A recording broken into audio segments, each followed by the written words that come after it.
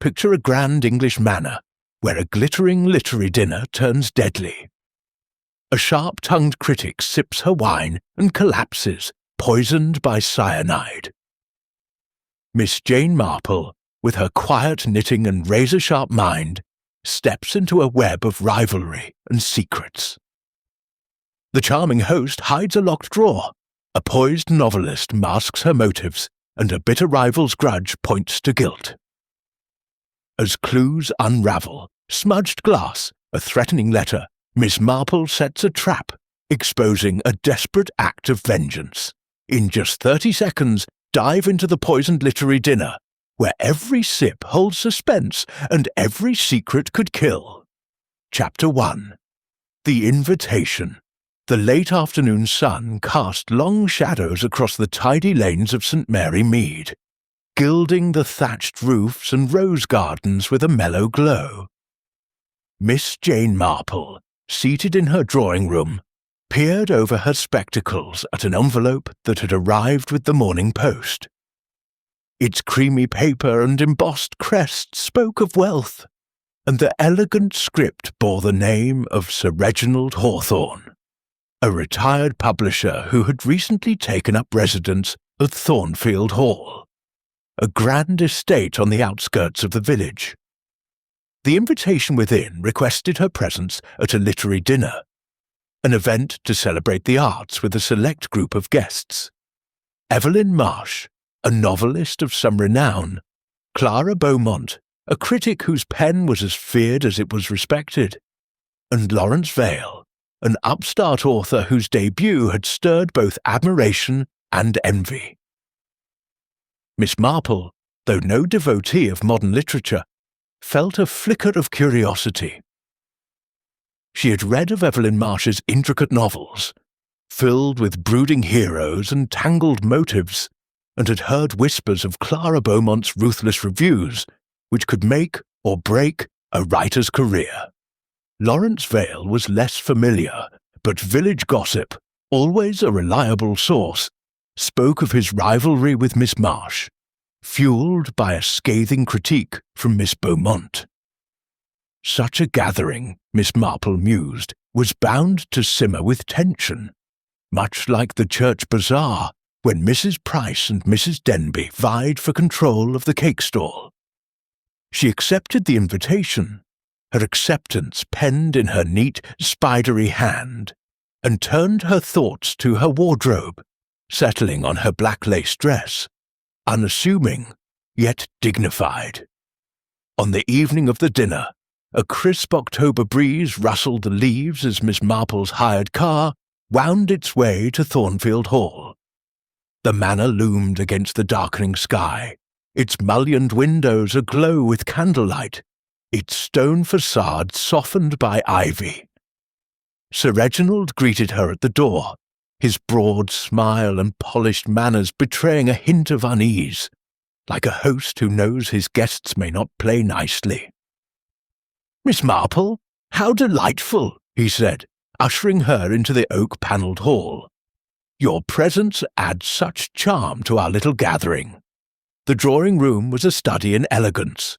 Crystal chandeliers, a roaring fire, and a sideboard laden with decanters of sherry and port. Evelyn Marsh stood by the hearth, her auburn hair coiled in an elegant chignon, her silk gown catching the firelight. She nodded politely as Sir Reginald introduced Miss Marple, but her eyes held a distant coolness, as if she were already composing her next chapter. Clara Beaumont, in contrast, was all animation, her sharp features alight with mischief, as she regaled a footman with tales of literary scandals. Her laugh was sharp, like breaking glass, and Miss Marple noted the way her gaze darted toward Evelyn, assessing, perhaps provoking. Lawrence Vale lingered near the drinks table, his lean frame clad in a slightly ill-fitting suit, his dark eyes restless. He poured himself a glass of sherry with a hand that trembled faintly. Though whether from nerves or something deeper, Miss Marple could not yet tell.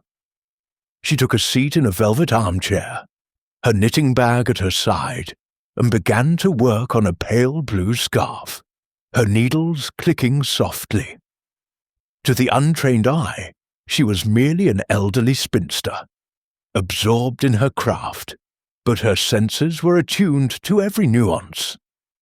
The way Sir Reginald's smile tightened when Clara's voice rose, the way Evelyn's fingers tightened on her glass when Lawrence glanced her way, the way Lawrence's shoulders stiffened as Clara's laughter filled the room. Dinner was announced, and the guests moved to the dining room, where a long table gleamed with silver and crystal. Miss Marple, seated between Sir Reginald and Evelyn, observed the careful arrangement of the place settings, the decanter of ruby red wine at the table's centre, and the butler's precise movements as he poured. The conversation turned to literature, with Clara dominating, her voice cutting through the polite murmurs. "Modern novels lack soul," she declared, her eyes glinting as they met Lawrence's. "All flash, no substance. Don't you agree, Mr. Vale?" Lawrence's jaw tightened, but he managed a thin smile. "Some of us try to balance art with ambition, Miss Beaumont." Evelyn, sipping her wine, said nothing, but her lips curved in a way that suggested amusement or disdain. Sir Reginald steered the talk to safer ground, reminiscing about his publishing days, but Miss Marple sensed the undercurrents, like ripples beneath a calm pond. She thought of St. Mary Mead's vicarage teas, where polite smiles hid grudges over flower arrangements or choir solos. Here, the stakes were higher, the egos sharper. As the first course was served, a delicate consommé, Miss Marple's eyes wandered to the decanter, its contents catching the candlelight. She made a mental note of its position, the hands that touched it, the glasses it filled. Something about the room felt off, like a chord struck slightly out of tune. She could not place it yet, but experience had taught her to trust such instincts. Settling back, she let the conversation wash over her, her needles moving steadily, her mind alert for the first hint of discord that would soon shatter the evening's fragile harmony. Chapter 2. The Fatal Toast.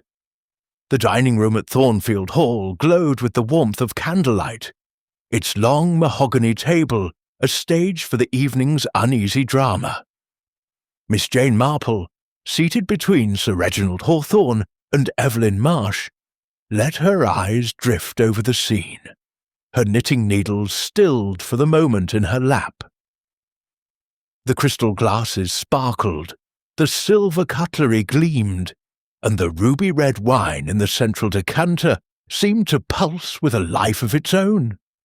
The air was thick with the scent of roasted pheasant and the faint tang of wax.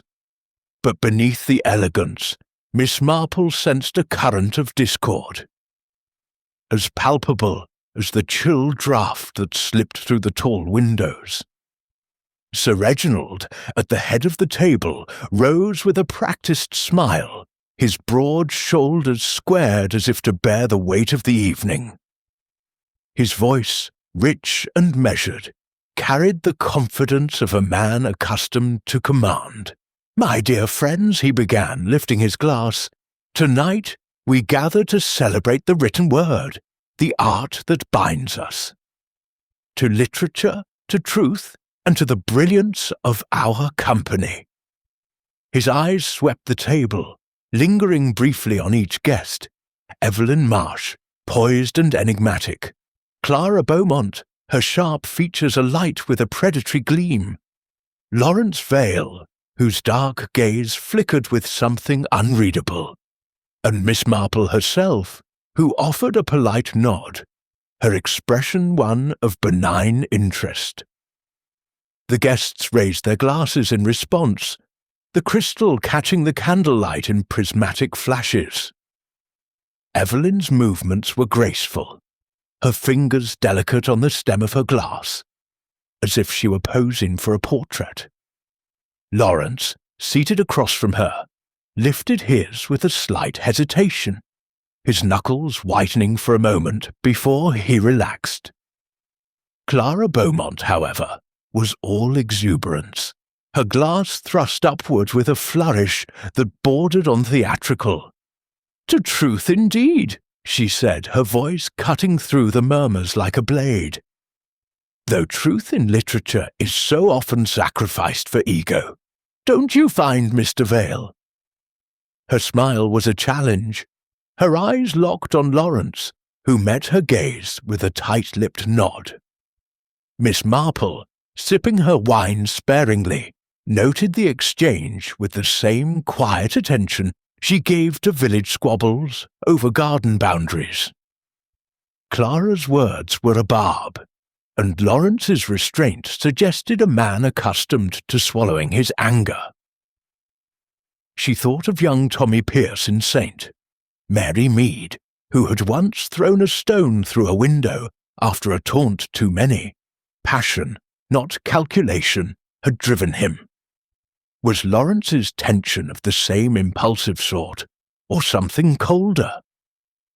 The first course had been cleared, and the main course, pheasant with a rich Madeira sauce, was served with impeccable precision by the butler, Mr. Grayson, whose impassive face betrayed no hint of the evening's undercurrents.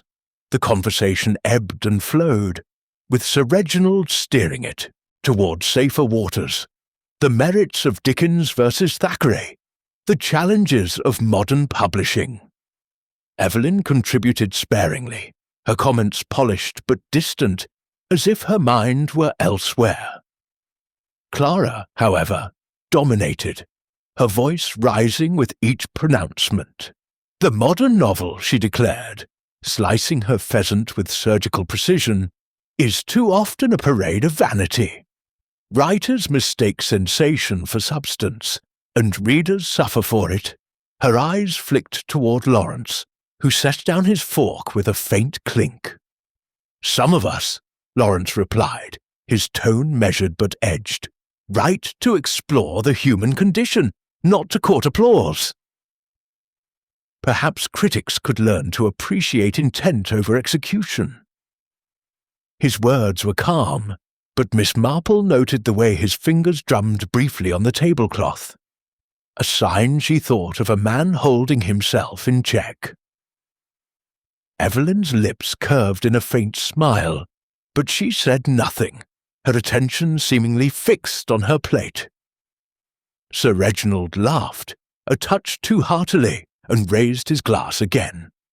"Let us have another toast," he said, "to harmony among artists, critics, and those who bring their work to the world."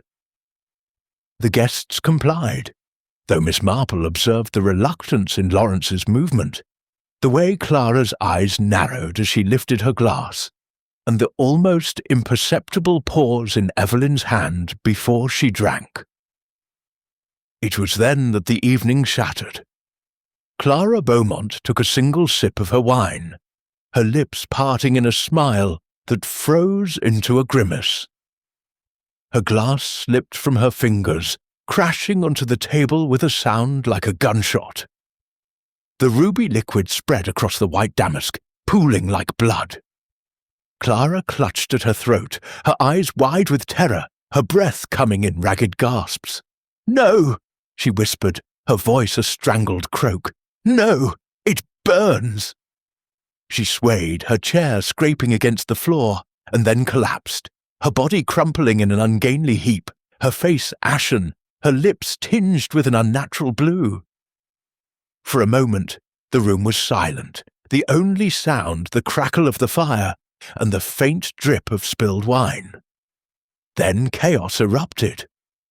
Sir Reginald leapt to his feet, shouting for the butler. "Grayson, fetch a doctor, quickly!" Evelyn pushed back her chair, her composure fracturing as she stared at Clara's still form. Lawrence stood frozen, his glass still in hand, his face a mask of shock. or perhaps, Miss Marple thought, something else. She herself remained seated, her hands folded over her knitting, her eyes darting from face to face, cataloguing every reaction. Grayson returned, his face pale but professional, announcing that a doctor had been summoned from the village. Sir Reginald knelt beside Clara, loosening her collar, but his hands trembled, and his efforts were futile. Miss Marple, with the calm clarity that had served her through many a village crisis, noted the faint froth at Clara's lips, the unnatural rigidity of her limbs. Poison, she thought, her mind flashing to a long-ago incident at the St.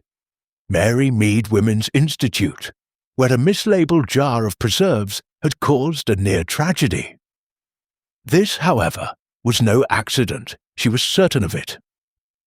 The local constable, Inspector Arthur Crane, arrived within the hour, his broad frame filling the doorway as he surveyed the scene with a frown. A wiry man with a no-nonsense air, he was known to Miss Marple from a theft case at the vicarage, competent but inclined to miss the subtler shades of human nature. "Nobody leaves this room," he declared, his voice clipped. "This is a crime scene until we know otherwise." He directed Grayson to guard the door and began questioning the guests, his notebook open, his pencil poised. Sir Reginald, still shaken, explained the sequence of events. The toast, the shared decanter, Clara's sudden collapse. "We all drank the same wine," he said, his voice hoarse. "It makes no sense." Evelyn nodded, her face pale but composed. "I felt nothing unusual," she said softly. "It was dreadful, but sudden." Lawrence, when pressed, stammered slightly, his eyes avoiding the inspector's. "She just fell," he said. "I didn't see anything strange until it happened." Miss Marple, invited to give her account, spoke quietly, her voice as gentle as if she were discussing the weather. "Miss Beaumont seemed in high spirits," she said, though perhaps a touch provocative. "I noticed nothing amiss with the wine, but then I only sipped mine." She paused, her eyes resting on the shattered glass beside Clara's body, its contents staining the floor. "The decanter was shared, Inspector, but was every glass filled from it directly? That might be worth considering." Inspector Crane's eyebrows rose, but he made a note, clearly unaccustomed to such observations from an elderly spinster.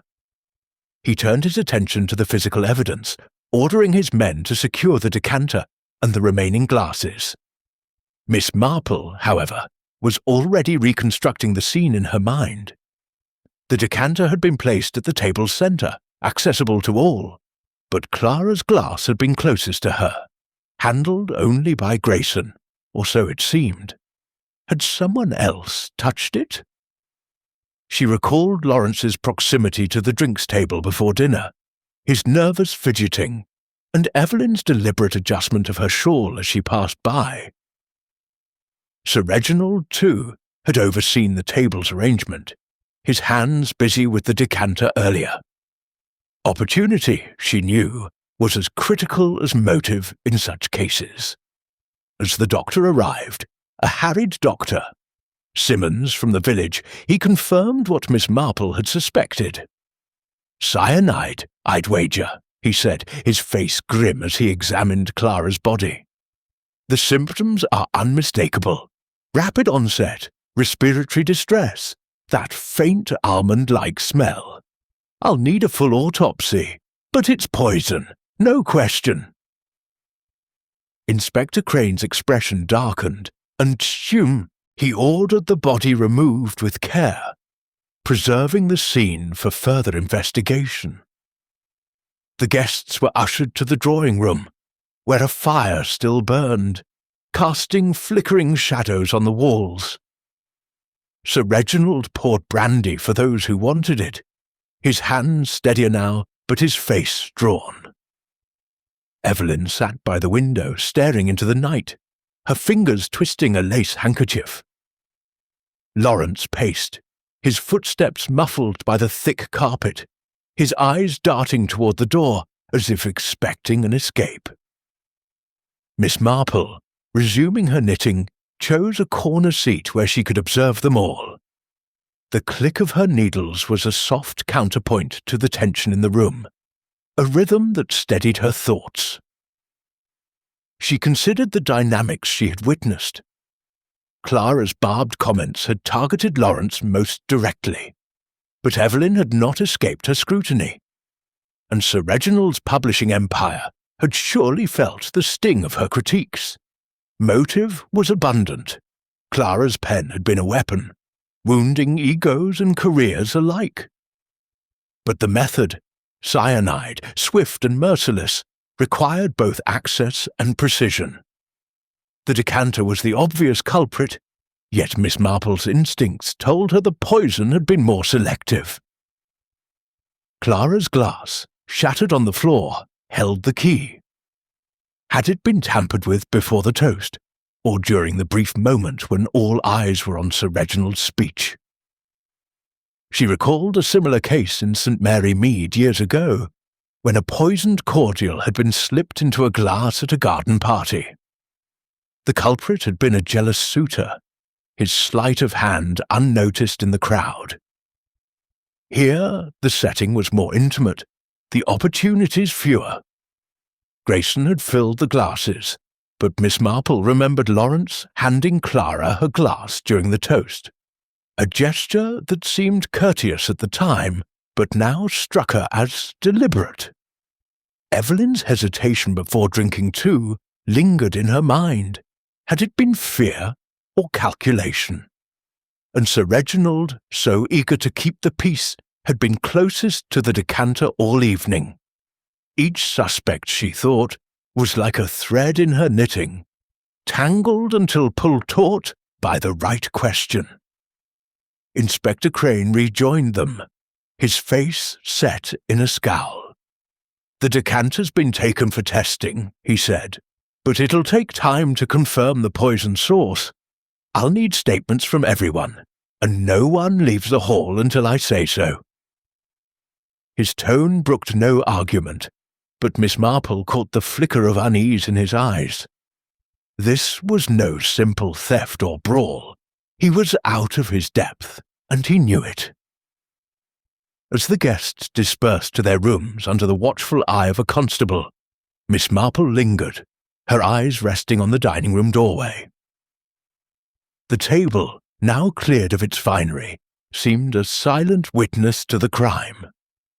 She thought of Clara's final moments, the terror in her eyes, the glass slipping from her hand. Someone in this house had planned her death, and Miss Marple was determined to unravel their secret. Her needles resumed their quiet rhythm, a signal to herself that the work of detection had begun in earnest. The fatal toast had set the stage, and now it was up to her to find the hand that had turned wine into poison. Chapter 3. The Suspects. The drawing-room at Thornfield Hall, though still warmed by the embers of the fire, had taken on a chill that no flame could dispel. Miss Jane Marple sat in her corner, her knitting needles moving with their familiar, soothing rhythm, a pale blue scarf growing imperceptibly in her lap. The other guests, Sir Reginald Hawthorne, Evelyn Marsh, and Lawrence Vale, were scattered about the room, each isolated in their own thoughts, their faces etched with varying degrees of unease. Inspector Arthur Crane stood by the door, his broad frame a barrier to any thought of escape, his notebook open as he prepared to take statements. The air was heavy with the aftermath of Clara Beaumont's death, and Miss Marple, with her quiet observance, felt the weight of secrets yet to be uncovered. Inspector Crane cleared his throat, his voice cutting through the silence like a schoolmaster addressing a wayward class. "Right then, he said, his pencil poised. "We'll start with you, Sir Reginald. Tell me exactly what happened, from the moment you proposed the toast." His tone was firm, but Miss Marple noted the slight furrow in his brow, a sign he was grappling with the complexity of the situation. Poison, after all, was not a common crime in the village, and Crane's experience leaned more toward stolen bicycles and pub brawls. Sir Reginald, seated in a high-backed chair near the fireplace, ran a hand through his silver hair, his usual polish dulled by the evening's events. "It was a simple toast," he said, his voice steady but strained.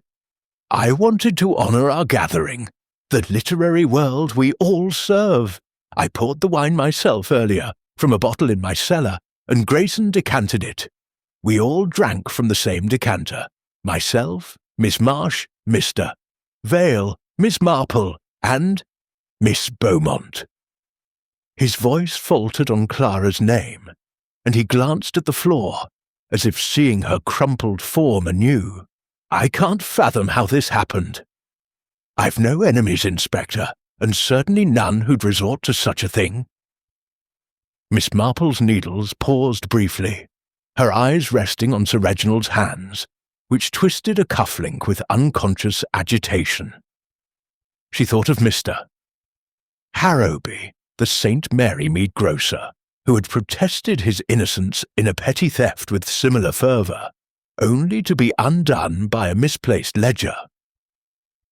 Sir Reginald's distress seemed genuine, but she wondered what lay behind his polished facade. A publisher, after all, dealt in reputations, and Clara's critiques could tarnish more than just an author's pride. Inspector Crane turned to Evelyn Marsh, who sat by the window, her silhouette framed against the dark panes. "Miss Marsh, your account, please," he said, his tone softening slightly, perhaps in deference to her fame. Evelyn's eyes, cool and assessing, met his without flinching. "There's little to add," she said, her voice low and measured, like a musician choosing each note with care. "We dined, we toasted, and then Clara collapsed. I barely knew her, Inspector. Her reviews were sharp, but they never troubled me overmuch. I drank the wine, as we all did, and felt no ill effects. Her fingers smoothed the folds of her silk gown, a gesture so deliberate it caught Miss Marple's attention. It reminded her of Mrs. Clement, the vicar's wife, who fussed with her scarf when avoiding a difficult truth. "And you, Mr. Vale?" Crane's gaze shifted to Lawrence, who had stopped pacing and now leaned against the mantelpiece, his dark eyes wary. "You seem to have a particular dislike for Miss Beaumont. Care to explain?" Lawrence's jaw tightened, and for a moment Miss Marple thought he might refuse to answer. Then he straightened, his voice clipped but controlled. "Clara Beaumont made no secret of her disdain for my work," he said. "Her review of my first novel called it a derivative slog, and it cost me a literary prize. I won't deny I resented her, but I didn't kill her. I drank the same wine, Inspector, and I'm standing here, aren't I?" His tone was defiant, but Miss Marple noted the way his hand gripped the mantel, as if anchoring himself against a storm. She recalled young Billy Stubbs from the village, whose bravado had masked a guilty conscience after pilfering apples. Lawrence's anger was real, but was it murderous? Inspector Crane scribbled in his notebook, then turned to Miss Marple, his expression a mix of curiosity and impatience. "Miss Marple, you were there. Anything you'd like to add?" Miss Marple smiled faintly, her hands resuming their knitting with a soft click. "I'm afraid I saw nothing out of the ordinary, Inspector," she said, her voice gentle as a breeze. "Miss Beaumont was lively, perhaps a touch provocative, but that's to be expected in such company. The wine came from the decanter, as Sir Reginald said, but I did notice Mr. Vale kindly handed Miss Beaumont her glass during the toast. A small thing, perhaps, but worth noting.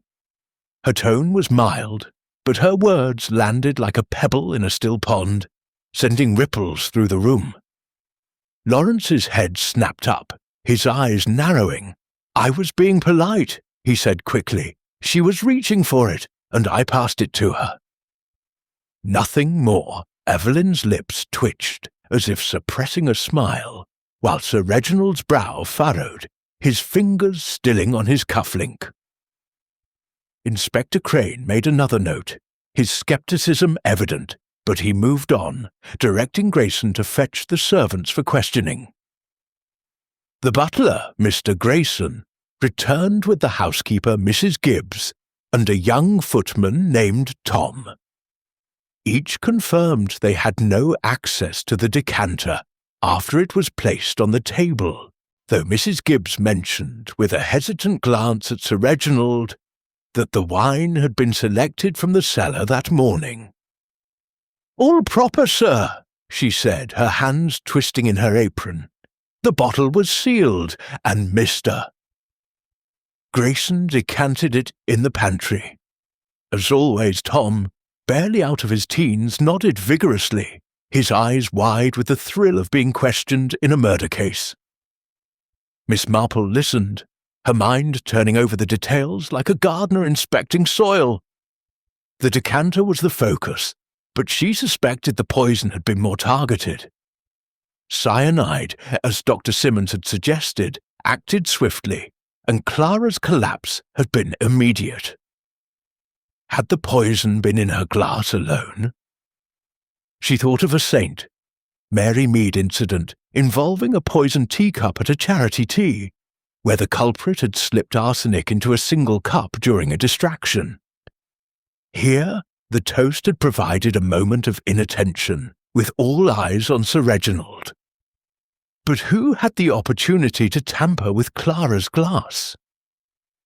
As the servants were dismissed, Miss Marple's gaze drifted to the suspects. Sir Reginald, with his access to the wine and his stake in the literary world, could have feared Clara's influence on his publishing ventures. Evelyn, though outwardly unruffled, had a novelist's knack for plotting. Could she have orchestrated a subtler scheme? And Lawrence, with his admitted grudge and his proximity to Clara's glass, seemed the most obvious suspect. Yet Miss Marple knew the obvious was often a distraction. She recalled the village postmistress, Miss Hartnell, who had been blamed for a stolen letter only to be cleared when the true culprit's nerves betrayed them. Inspector Crane closed his notebook with a snap. "We'll reconvene tomorrow," he said. "The decanter and glasses are with the lab, and I'll have Doctor Simmons's report by morning. For now, you're all to stay in the house. My men will be watching." His tone was final, but Miss Marple caught the flicker of doubt in his eyes. He was thorough, but he lacked the instinct for human nature that she had honed over years of village observation. As the guests rose, Sir Reginald offered brandy, but only Lawrence accepted, downing his in a single gulp. Evelyn excused herself, claiming a headache, her steps measured as she ascended the staircase. Lawrence lingered, his eyes on the fire, his fingers tapping restlessly. Miss Marple, gathering her knitting, approached Sir Reginald with a disarming smile. "Such a dreadful evening," she said, "but you managed it with such grace. Tell me, do you often host such spirited gatherings?" Sir Reginald blinked, caught off guard by her gentle tone. "Not often," he admitted. "Clara, she had a way of stirring things up. I thought it would make for lively conversation, but I never imagined." His voice trailed off. and Miss Marple noted the way his eyes darted to the dining room door, as if expecting Clara's ghost to appear. She bid him good night and made her way to her guest room, her mind as active as her needles. The suspects were like characters in one of Evelyn's novels, each with their own motives and masks. Lawrence's anger was raw, but was it calculated? Evelyn's calm was a shield, but what did it hide? And Sir Reginald, with his wealth and reputation, had the most to lose from Clara's pen. Miss Marple settled into an armchair by her window. Her knitting resumed, and as the moon rose over Thornfield Hall, she began to weave the threads of suspicion into a pattern, certain that the truth lay not in the decanter, but in the human heart that had turned a toast into tragedy. Chapter 4. The Critic's Legacy. The morning after Clara Beaumont's death dawned grey and heavy, with a mist clinging to the grounds of Thornfield Hall like a shroud. Miss Jane Marple, ever an early riser, sat by her bedroom window, her knitting needles idle as she gazed at the damp lawns, her mind turning over the events of the previous night. The image of Clara's crumpled form, the shattered glass, and the shocked faces of the guests lingered like a scene from a grim play. She thought of St. Mary Mead, where a poisoned jar of jam at a village fete had once caused a stir, though mercifully no deaths. Here the stakes were higher, the motives murkier, and Miss Marple felt the familiar stir of determination to untangle the truth. After a modest breakfast of tea and toast, served in the subdued atmosphere of the morning room, Miss Marple sought permission from Inspector Crane to visit Clara's lodgings in the village. The inspector, his face lined with the strain of a sleepless night, was initially resistant. "This is police business, Miss Marple," he said, his tone brusque. "We've men to handle it." But her gentle insistence, couched in the disarming deference of an elderly spinster, wore him down. "Very well," he conceded, "but you'll report anything you find directly to me." Accompanied by a young constable named Harris, Miss Marple made her way to the Rose and Crown, a quaint inn where Clara had taken a room during her stay. The innkeeper, Mrs. Porter, greeted them with a mixture of curiosity and apprehension. Her round face flushed as she led them up a narrow staircase. "Such a terrible thing," she said, wringing her hands. "Miss Beaumont was a sharp one, always scribbling, but no trouble, mind you. Paid her bill prompt, too." Clara's room was small but orderly, with a writing desk by the window overlooking the village green. The desk was a chaos of papers, manuscripts, clippings, and letters, some crumpled, as if read in anger. Miss Marple, her gloves on to avoid disturbing evidence, sifted through the pile with care, her eyes sharp behind her spectacles. A stack of reviews, written in Clara's biting prose, critiqued authors with a relish that bordered on cruelty. One, targeting Lawrence Vale's debut novel, called it a pastiche of better works, lacking originality or depth. Miss Marple noted the date, only 6 months prior, coinciding with the literary prize Lawrence had mentioned losing. Among the papers, a single letter stood out, its envelope unmarked, but its contents chilling. Written in a precise, almost mechanical hand, it read, "Cease your poison, or face consequences." Your words wound too deeply. The signature was absent, but the paper was of fine quality, not unlike the stationery Miss Marple had seen at Thornfield Hall. She tucked the letter into her reticule, intending to compare it later, and turned to a notebook filled with Clara's scrawled notes. One entry caught her eye. Vale's new work, derivative, but worse, dishonest. Must expose. The words were underlined twice, with a vigour that suggested Clara had been planning a particularly damning column. Constable Harris, hovering awkwardly, peered over her shoulder. "Anything important, ma'am?" he asked, his tone suggesting he doubted her ability to find it. Miss Marple smiled faintly. "Perhaps, Constable." A critic's words can cut deeper than a knife, and Clara's were sharper than most. She left the room, her mind buzzing with the implications. The letter hinted at a threat, but from whom? And why had Clara kept it, as if it were a trophy?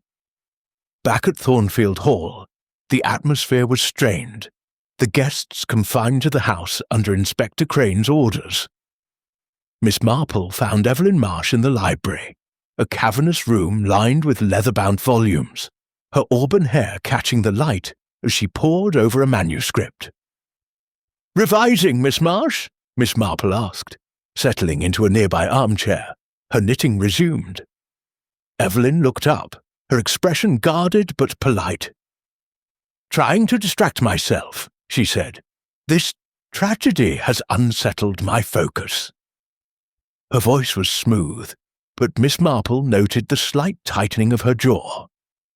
She decided to probe gently, as she might with a nervous parishioner. "Clara's reviews must have been a challenge for you," she said. "I understand she was preparing a new column, perhaps about Mr. Vale's latest work." Evelyn's pen paused, her eyes meeting Miss Marple's with a flicker of wariness. "She mentioned something of the sort at dinner," she admitted. "Clara delighted in stirring controversy." "Her review of my last novel was lukewarm, but I took it in stride. Lawrence, though, he took her critiques personally." Her tone was neutral, but Miss Marple caught the faint emphasis on Lawrence's name, as if Evelyn were steering suspicion elsewhere. Miss Marple nodded, her needles clicking softly. "Critics can be formidable," she said, "like Mrs. O'Price in my village, who once called the vicar's sermon uninspired. It caused quite a fuss." She smiled, inviting Evelyn to relax, but the novelist's guard remained up, her fingers resuming their work with a touch too much force. Later, Miss Marple sought out Sir Reginald, finding him in his study, a room cluttered with books and manuscripts, its air heavy with cigar smoke. He was sorting papers, his movements brisk, but his eyes darted to a locked drawer in his desk when she entered. "Miss Marple," he said, forcing a smile, "I trust you're bearing up under this grim business." "As well as can be expected," she replied, settling into a chair. "I visited Miss Beaumont's lodgings today." She kept a letter, rather threatening in tone. It made me wonder about her enemies. "As a publisher, you must have known her influence well." Her tone was conversational, but her eyes were keen, watching for his reaction. Sir Reginald's smile faltered, his hand pausing over a stack of papers. "Clara had a knack for making enemies," he said.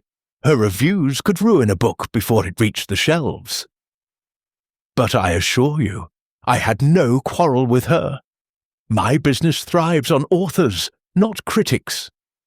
His laugh was hollow, and Miss Marple noted the way his fingers strayed toward the locked drawer as if drawn by instinct. She thought of Mr.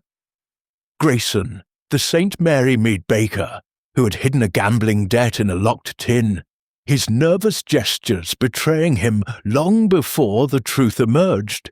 "Of course," she said, her voice soothing, "but a publisher's world is complex, isn't it? Contracts, reputations. Clara's pen could unsettle things."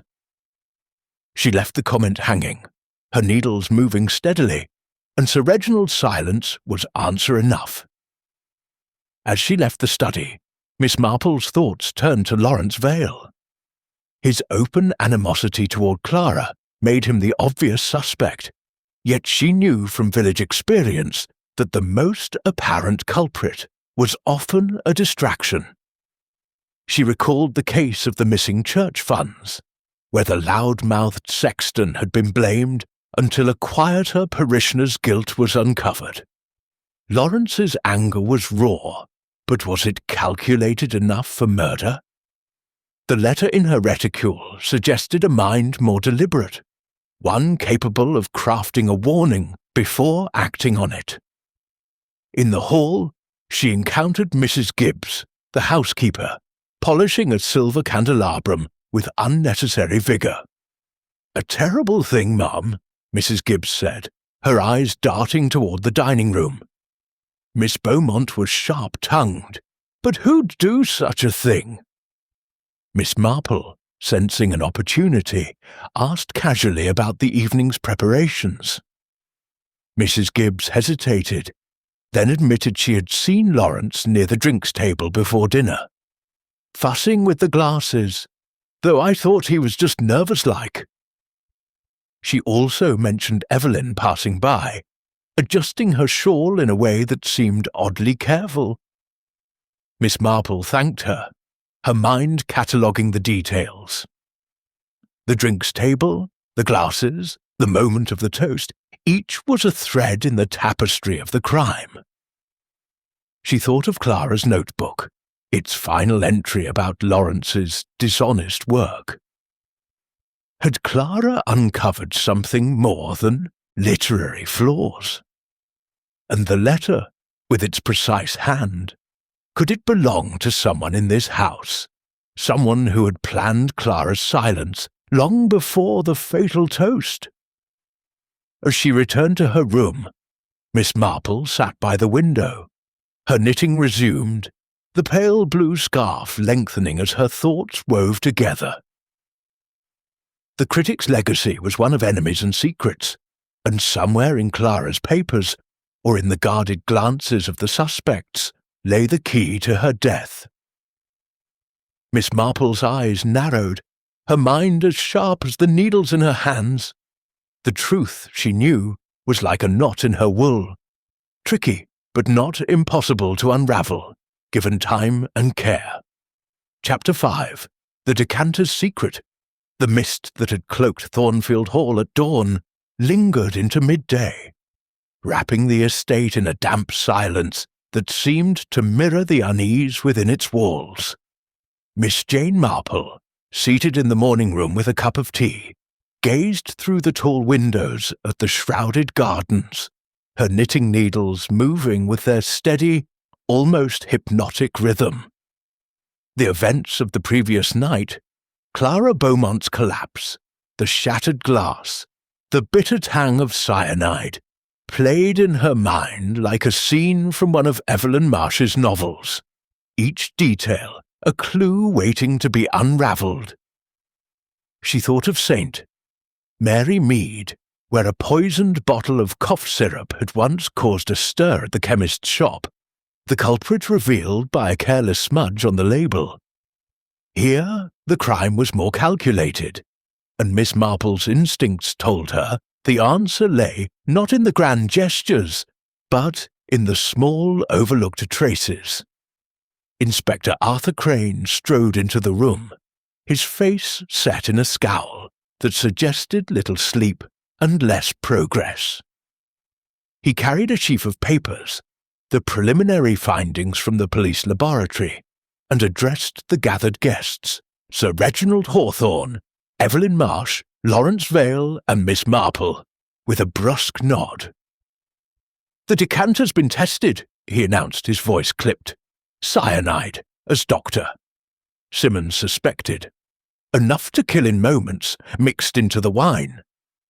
But here's the puzzle. The other glasses show no trace of it. Only Miss Beaumont's was poisoned. His eyes swept the room, searching for a reaction, but the guests remained guarded, their faces a study in controlled dismay. Miss Marple's needles paused, her mind seizing on the inspector's words. Only Clara's glass. The decanter, then, was a distraction, a stage prop to mask a more precise act. She recalled the faint smudge she had noticed on the shards of Clara's glass the previous night, a powdery residue that had caught the candlelight before the police sealed the dining room. "Inspector," she said, her voice soft but clear, "did your men examine the broken glass itself? There was a mark, perhaps powder, on the fragments. It might be worth a closer look." Crane's eyebrows rose, a flicker of irritation crossing his face, but he made a note. "We're testing everything, Missy. Marple," he said, though his tone suggested he found her suggestion superfluous. "The glass is with the lab now. If there's anything to find, they'll find it." He turned to Sir Reginald, who stood by the fireplace, his hands clasped behind his back. "You poured the wine, sir. Did you notice anything unusual? Anyone tampering with the glasses?" Sir Reginald shook his head, his silver hair catching the light. "Nothing, Inspector." I filled the decanter myself from a bottle in the cellar, and Grayson handled it from there. The glasses were on the table when we sat down, all clean and proper. His voice was steady, but Miss Marple noted the way his eyes flicked toward the door, as if wishing to escape the scrutiny. She thought of Mr. Jenkins, the St. Mary Mead churchwarden, whose nervous glances had betrayed a hidden debt. Was Sir Reginald hiding something similar, or something darker? Evelyn Marsh, seated on a velvet sofa, spoke up, her voice as cool as the mist outside. "It's unthinkable," she said, her hands folded neatly in her lap. "We all drank from the same decanter. How could the poison have reached only Clara's glass?" Her tone was one of polite concern, but Miss Marple caught the faintest tremor in her fingers, a sign of nerves that belied her composure. She recalled Mrs. Babcock, a village seamstress who had maintained a calm facade while concealing a stolen brooch. Evelyn's poise, she suspected, was a carefully crafted mask. Lawrence Vale, standing by the window, shifted uncomfortably, his lean frame tense. "It's madness," he muttered, his voice low but audible. "Clara was difficult, but poison? That's not how grudges are settled."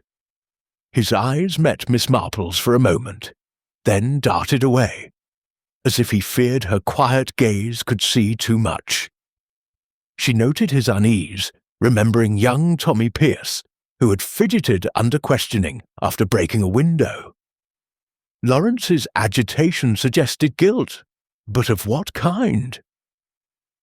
Inspector Crane, undeterred by the lack of forthcoming answers, pressed on. "We'll need to know everyone's movements before dinner," he said. "Mr. Vale, you were seen near the drinks table in the drawing room. Care to explain?" Lawrence's face flushed, but he met the inspector's gaze. "I was nervous," he said. "I poured myself a sherry to steady my nerves." Clara's presence. It wasn't easy after her review, but I didn't touch the wine or the glasses. His words were firm, but Miss Marple noted the slight quiver in his voice, the way his hands clenched briefly before relaxing. She thought of the threatening letter in her reticule, its precise hand a stark contrast to Lawrence's usual bold scrawl. Could he have disguised his writing, or was another hand at work? Crane turned to the butler, Mr. Grayson, who stood rigidly by the door, his face a mask of professional neutrality. "You decanted the wine, Grayson. Any chance someone could have tampered with it in the pantry?" Grayson shook his head, his voice precise. "No, sir. I brought the decanter straight from the pantry to the dining room, and it was under my eye the whole time. The glasses were set out by the footman, Tom, and I filled them just before the toast." His account was impeccable, but Miss Marple's mind lingered on the smudge she had seen. If the poison was in Clara's glass alone, it had been placed there after the decanter was poured or before, by someone with access to the table. She decided to test a theory, speaking up in her gentle, almost apologetic tone. "Mr. Grayson, you're very thorough, I'm sure. But during the toast, there was a moment when everyone's attention was on Sir Reginald. Could someone have touched Miss Beaumont's glass then? Perhaps in passing it to her?" Her eyes flicked to Lawrence, who stiffened, and to Evelyn, whose fingers tightened on her handkerchief. Grayson frowned, considering. "It's possible, ma'am," he admitted. "Mr. Vale did hand Miss Beaumont her glass, as you mentioned last night. And Miss Marsh, well, she was near the table earlier, adjusting her shawl, but I didn't see anything suspicious." His hesitation suggested he was replaying the scene, and Miss Marple made a mental note to revisit his account later. Inspector Crane, growing impatient, dismissed the group with a warning to remain available. As the guests dispersed, Sir Reginald to his study, Evelyn to the library, Lawrence to pace the terrace, Miss Marple sought out Mrs. Gibbs, the housekeeper, who was polishing silver in the pantry. The older woman's hands trembled slightly, her eyes red from lack of sleep, or perhaps tears. "A dreadful business, ma'am," she said, her voice low. "Miss Beaumont was sharp, but to die like that—" Miss Marple nodded sympathetically, her needles clicking as she sat nearby. "Indeed, Mrs. Gibbs, you must see so much in a house like this. Tell me, did you notice anything odd before dinner? Perhaps at the drinks table in the drawing-room?" Her tone was conversational, as if discussing a recipe, but her eyes were keen. Mrs. Gibbs hesitated, then leaned closer, her voice dropping to a whisper. "I shouldn't say, ma'am, but I did see Mr. Vale lingering by the drinks table before we all went in to dine. He was fidgeting, like he was waiting for something. And Miss Marsh, she passed by with her shawl, but it seemed deliberate, like she was hiding her hands. I thought nothing of it at the time, but now—" She trailed off, her hands resuming their polishing with renewed vigour. Miss Marple thanked her, her mind turning over the new information. The drinks table, before dinner, had been a stage for subtle movements.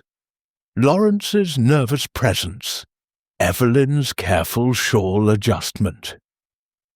She thought of a saint, Mary Mead garden party, where a stolen necklace had been slipped into a pocket during a moment of distraction. Here, the distraction was the bustle of the pre-dinner gathering, the clink of glasses, and the hum of conversation. Had someone used that moment to dust Clara's glass with cyanide? Returning to the morning room, Miss Marple considered the decanter's secret. The lab's findings confirmed her suspicion. The poison was not in the wine itself, but in Clara's glass. A deliberate act requiring nerve and precision. Lawrence's proximity to the drinks table and his handing of Clara's glass made him a likely candidate, yet Evelyn's calculated movements suggested a mind capable of such a plot. And Sir Reginald, with his access to the cellar and the decanter, could not be dismissed. She recalled the locked drawer in his study, its contents unknown but tantalizing. As she resumed her knitting, Miss Marple's thoughts wove a pattern of suspicion. The smudge on the glass was the key, a trace of the killer's hand. She resolved to press Inspector Crane for the lab's findings on the shards, certain they would confirm her theory. The decanter had played its part, but the true secret lay in the glass, and in the heart of the one who had turned a toast into a murder. Chapter 6. A Rival's Grudge. The afternoon light filtered weakly through the mist that still clung to Thornfield Hall, casting a pall over the manicured lawns and the sombre mood within. Miss Jane Marple, seated in the library with her knitting, observed the quiet tension that had settled over the household. The pale blue scarf in her lap grew steadily, its rhythm a counterpoint to the restless undercurrents among the guests. The confirmation of cyanide in Clara Beaumont's glass, and only her glass, had sharpened the focus of suspicion, and Miss Marple's mind was alive with the puzzle of who had wielded the poison with such precision. She thought of St. Mary Mead, where a grudge over a lost baking contest had once led to a tampered pie, the culprit's motive rooted in wounded pride. Here the stakes were higher, the grudges deeper, and she sensed that Lawrence Vale's open hostility toward Clara held a key to the mystery. Inspector Arthur Crane had spent the morning re-interviewing the guests, his questions growing sharper as the lab's findings narrowed the crime's mechanics. Miss Marple, though not invited to these sessions, had gleaned enough from overheard snippets and the housekeeper's gossip to know that Lawrence was under particular scrutiny. His admitted resentment of Clara, coupled with his proximity to the drinks table and his act of handing her the fatal glass, made him the most obvious suspect. Yet Miss Marple, with her village-honed instincts, knew that obviousness could be a trap, like the time young Billy Stubbs was blamed for a broken fence, when a quieter neighbour's spite was the true cause.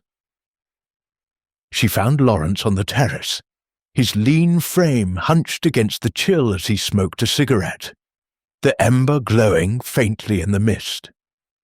His dark eyes were shadowed, his fingers unsteady as he flicked ash into a stone urn.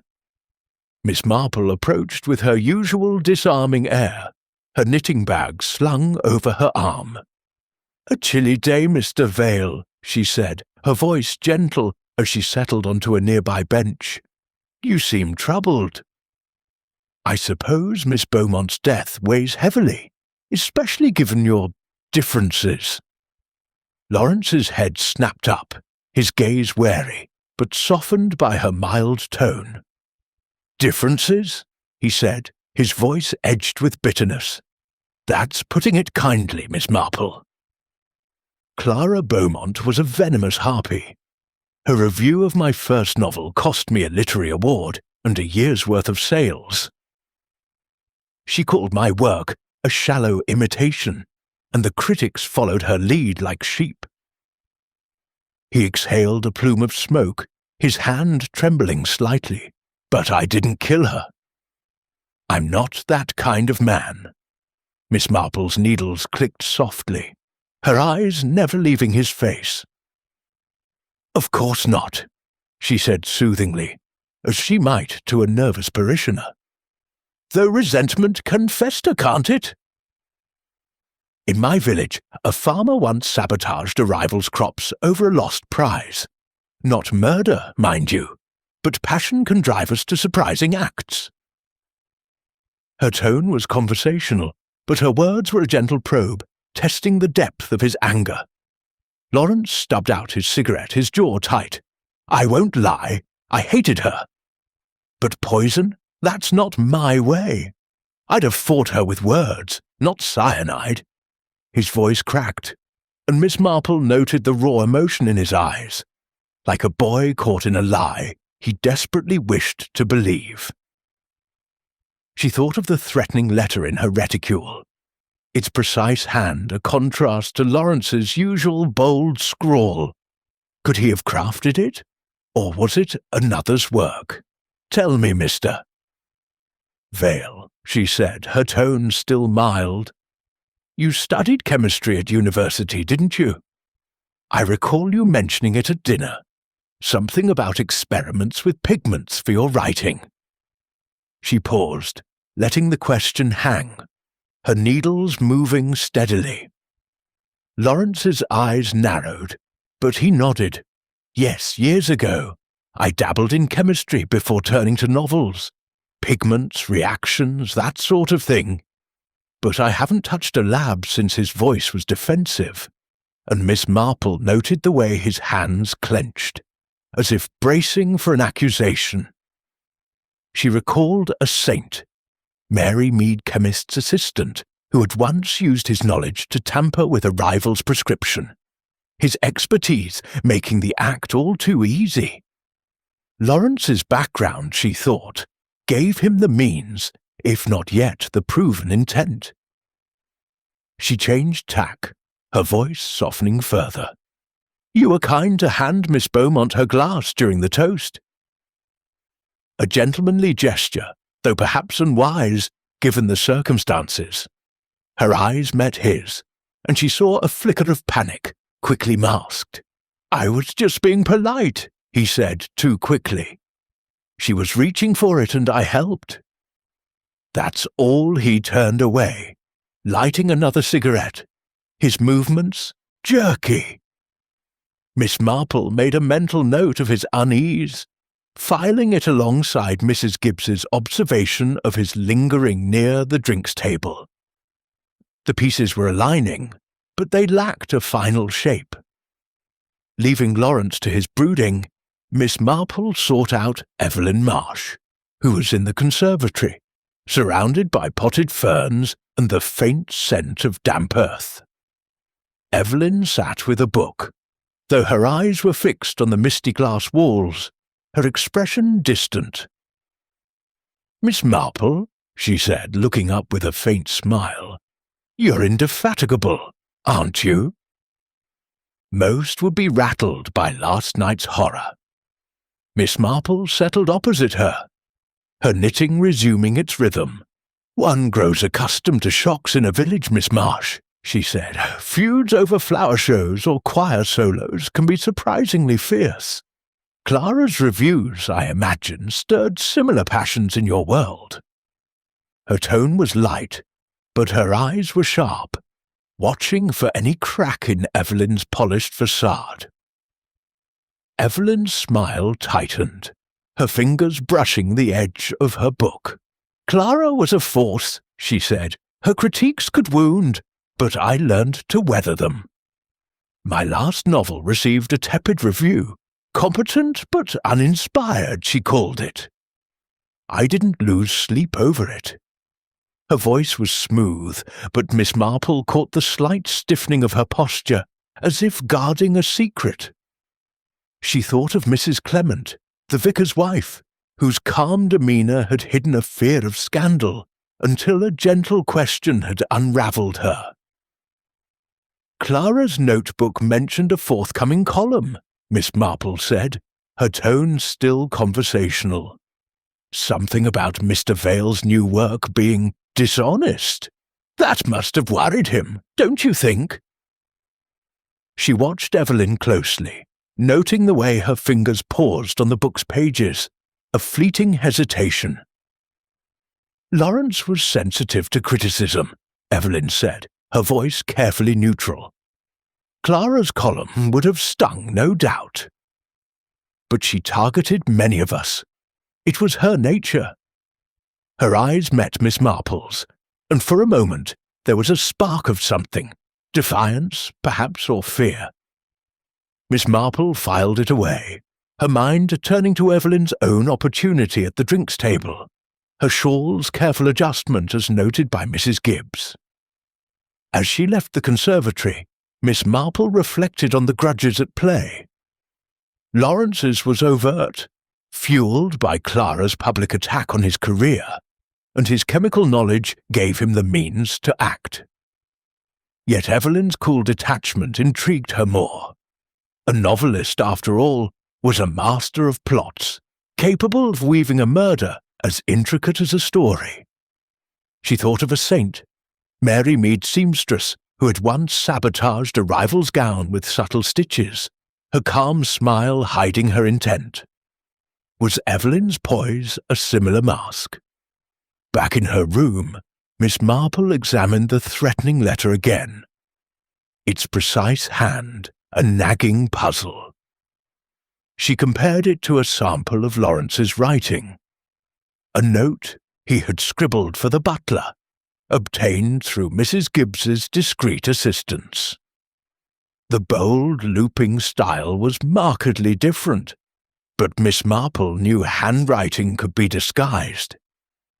She recalled a village forger who had mimicked a signature to steal a small inheritance, caught only when his pen slipped.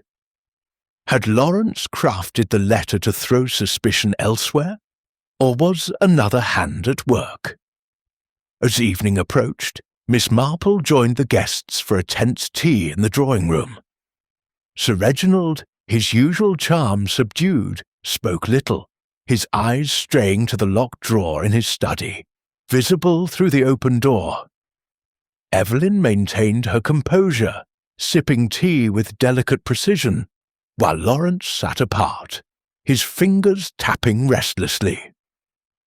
Inspector Crane arrived, his face grim, and announced that the lab had confirmed cyanide on the shards of Clara's glass, the powdery smudge Miss Marple had noted. "It was dusted inside," he said, "likely just before the toast. We're narrowing it down, but someone in this room had a steady hand." Miss Marple's needles clicked faster, her mind weaving the clues into a pattern. Lawrence's grudge was the loudest, but was it the deadliest? Evelyn's calm suggested a deeper game, and Sir Reginald's nervous glances hinted at secrets yet to be uncovered. The rival's grudge was a thread, but not the whole tapestry.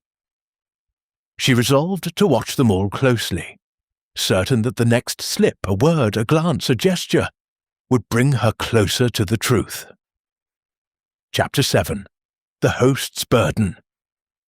The late afternoon at Thornfield Hall was heavy with the weight of suspicion, the mist outside now giving way to a drizzle that pattered against the tall windows. Miss Jane Marple, ensconced in a high-backed chair in the drawing-room, worked on her pale blue scarf, her knitting needles moving with their quiet, relentless rhythm. The room was nearly empty, the other guests having retreated to their own corners of the house, but the air thrummed with unspoken tensions.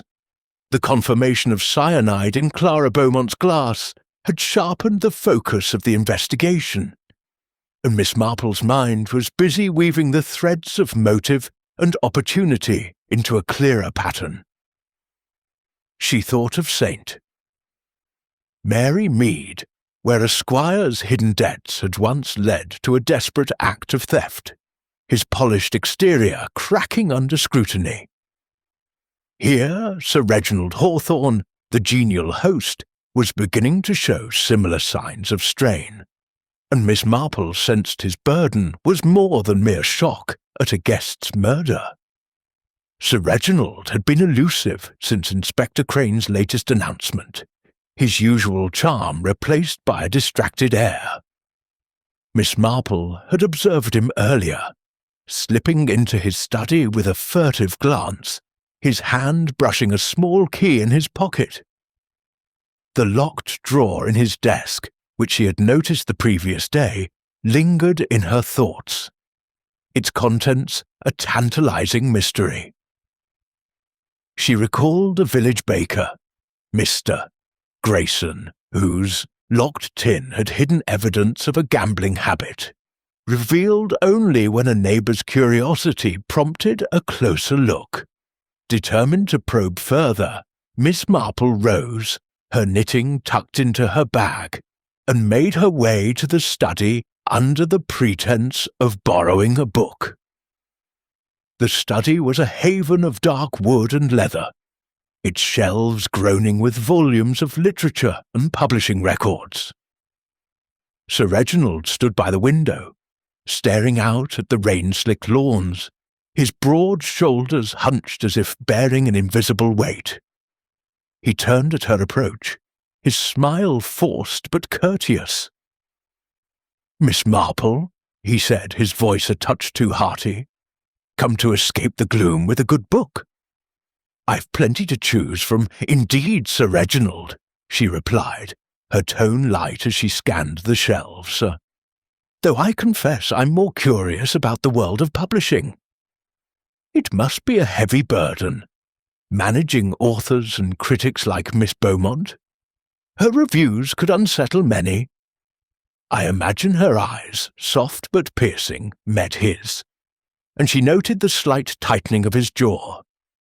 He laughed, a hollow sound.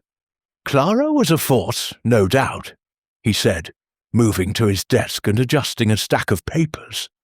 "Her pen could make or break a book, but I've weathered worse storms in my time." A publisher learns to take the good with the bad.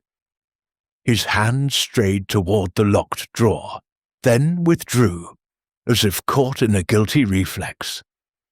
Miss Marple's needles, had they been in hand, would have quickened their pace.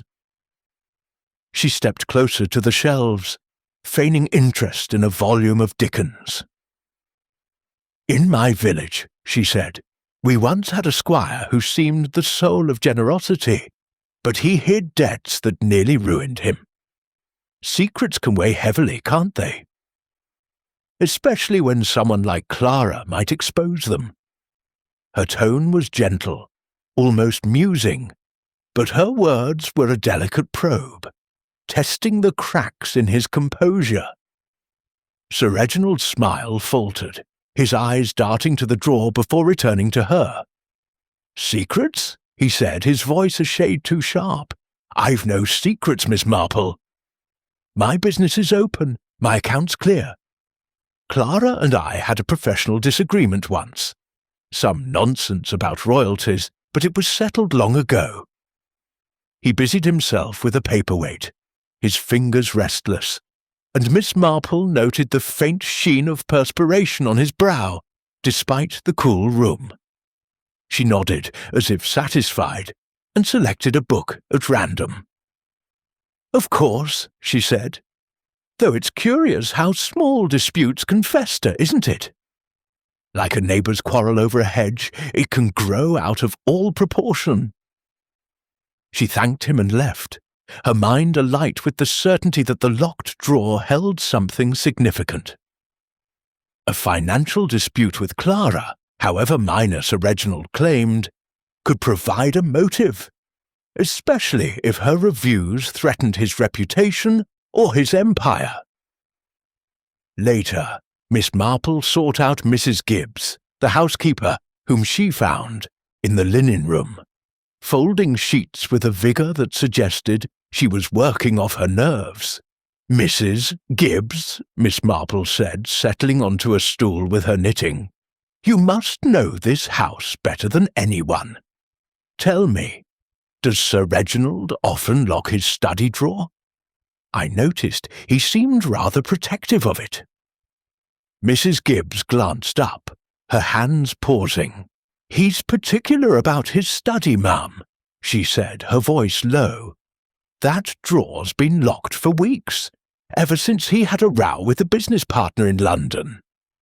I heard him shouting on the telephone, something about contracts and losses. But he's a good master, mind you. Wouldn't harm a soul." Her loyalty was clear, but Miss Marple caught the flicker of doubt in her eyes, like a villager reluctant to speak ill of a respected figure. Thanking her, Miss Marple returned to the drawing-room, where Inspector Crane was conferring with Constable Harris. The inspector, his face etched with frustration, shared the latest lab findings. The cyanide in Clara's glass had been applied as a fine powder, likely dusted onto the inner surface just before the wine was poured. "It's a devilish trick," Crane said, rubbing his jaw. "Needed a steady hand and a moment's distraction. We're checking fingerprints, but the glass was handled by too many. Grayson, Vale, even Miss Beaumont herself." Miss Marple's needles clicked softly as she considered this. "A distraction," she murmured, "like the toast itself, with all eyes on Sir Reginald." Or perhaps earlier, in the drawing room when the glasses were on the drinks table. She thought of Lawrence Vale's nervous fidgeting, as reported by Mrs. Gibbs, and Evelyn Marsh's deliberate shawl adjustment. But Sir Reginald, as host, had overseen the table's preparation, his access to the glasses unchallenged. The locked drawer, she decided, could not be ignored. Under the guise of fetching a shawl from her room, Miss Marple slipped back to the study, which was momentarily empty. With the deftness of one accustomed to village sleuthing, she examined the desk, her gloved fingers testing the drawer. It was firmly locked, but a faint scratch on the brass suggested recent use. She recalled a St. Mary Mead burglary, where a locked box had yielded stolen jewels after a hairpin's intervention. Lacking such tools, she resolved to watch Sir Reginald more closely, certain his burden was more than just grief. At dinner, a subdued affair with the guests under Crane's watchful eye, Miss Marple observed Sir Reginald's behaviour. He was solicitous, offering wine from a fresh bottle, carefully inspected by Grayson, but his eyes strayed repeatedly to his study door, visible across the hall. Evelyn, seated opposite, maintained her cool detachment, though Miss Marple noted her reluctance to touch her wine, a hesitancy absent the previous night. Lawrence, pale and silent, ate little, his fingers drumming on the tablecloth, a mirror of his earlier agitation. After dinner, Miss Marple approached Sir Reginald privately, her tone apologetic. "I hate to trouble you," she said, "but I couldn't help overhearing Mrs. Gibbs mention a business dispute. Was it serious, do you think, enough to upset someone like Clara?" Her eyes were soft, but her question was pointed, like a needle slipping through fabric. Sir Reginald's face darkened, his hand straying to his pocket, where Miss Marple suspected the key resided. "It was nothing," he snapped, then softened his tone. "A minor matter of royalties, long resolved. Clara had no hold over me, Miss Marple. I'm no murderer." His vehemence was telling, and Miss Marple nodded, as if satisfied, though her mind was far from settled. As she retired to her room, Miss Marple sat by the window, her knitting resumed, the drizzle outside a soft accompaniment to her thoughts.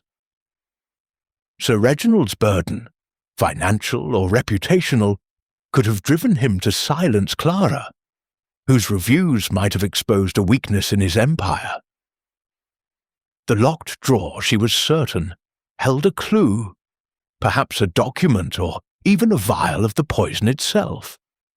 Yet Lawrence's grudge and Evelyn's calculated calm remained potent threads in the tapestry. She thought of the village squire, whose desperation had led to a reckless act, and wondered if Sir Reginald's polished exterior hid a similar panic. The host's burden was heavy, but whether it was guilt or fear, Miss Marple was determined to find out. Chapter 8. The Unsigned Letter. The drizzle that had softened the edges of Thornfield Hall's gardens gave way to a clear, chilly evening, the stars piercing the sky like pinpricks in a dark curtain. Miss Jane Marple sat in her guest room, a single lamp casting a warm glow over her knitting, the pale blue scarf now a substantial length in her lap. Her needles moved with their familiar rhythm, but her mind was far from the wool, entangled instead with the puzzle of Clara Beaumont's murder.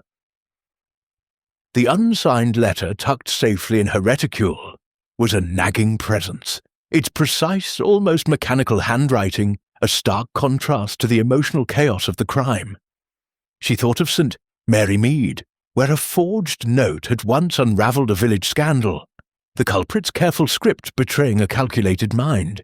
Here, the letter's threat, "Cease your poison, or face consequences." pointed to a motive rooted in Clara's sharp critiques, but whose hand had penned it?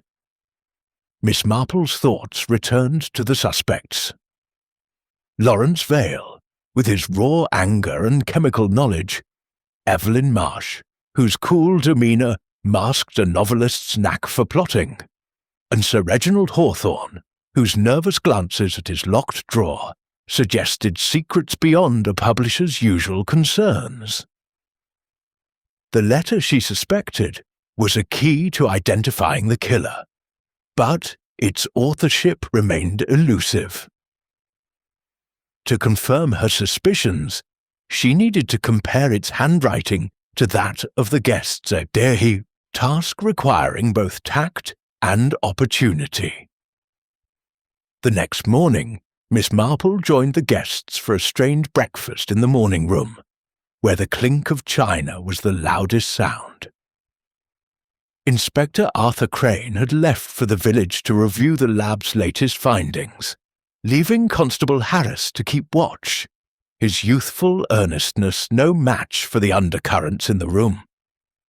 Sir Reginald, at the head of the table, was subdued, his eyes shadowed as he sipped his coffee.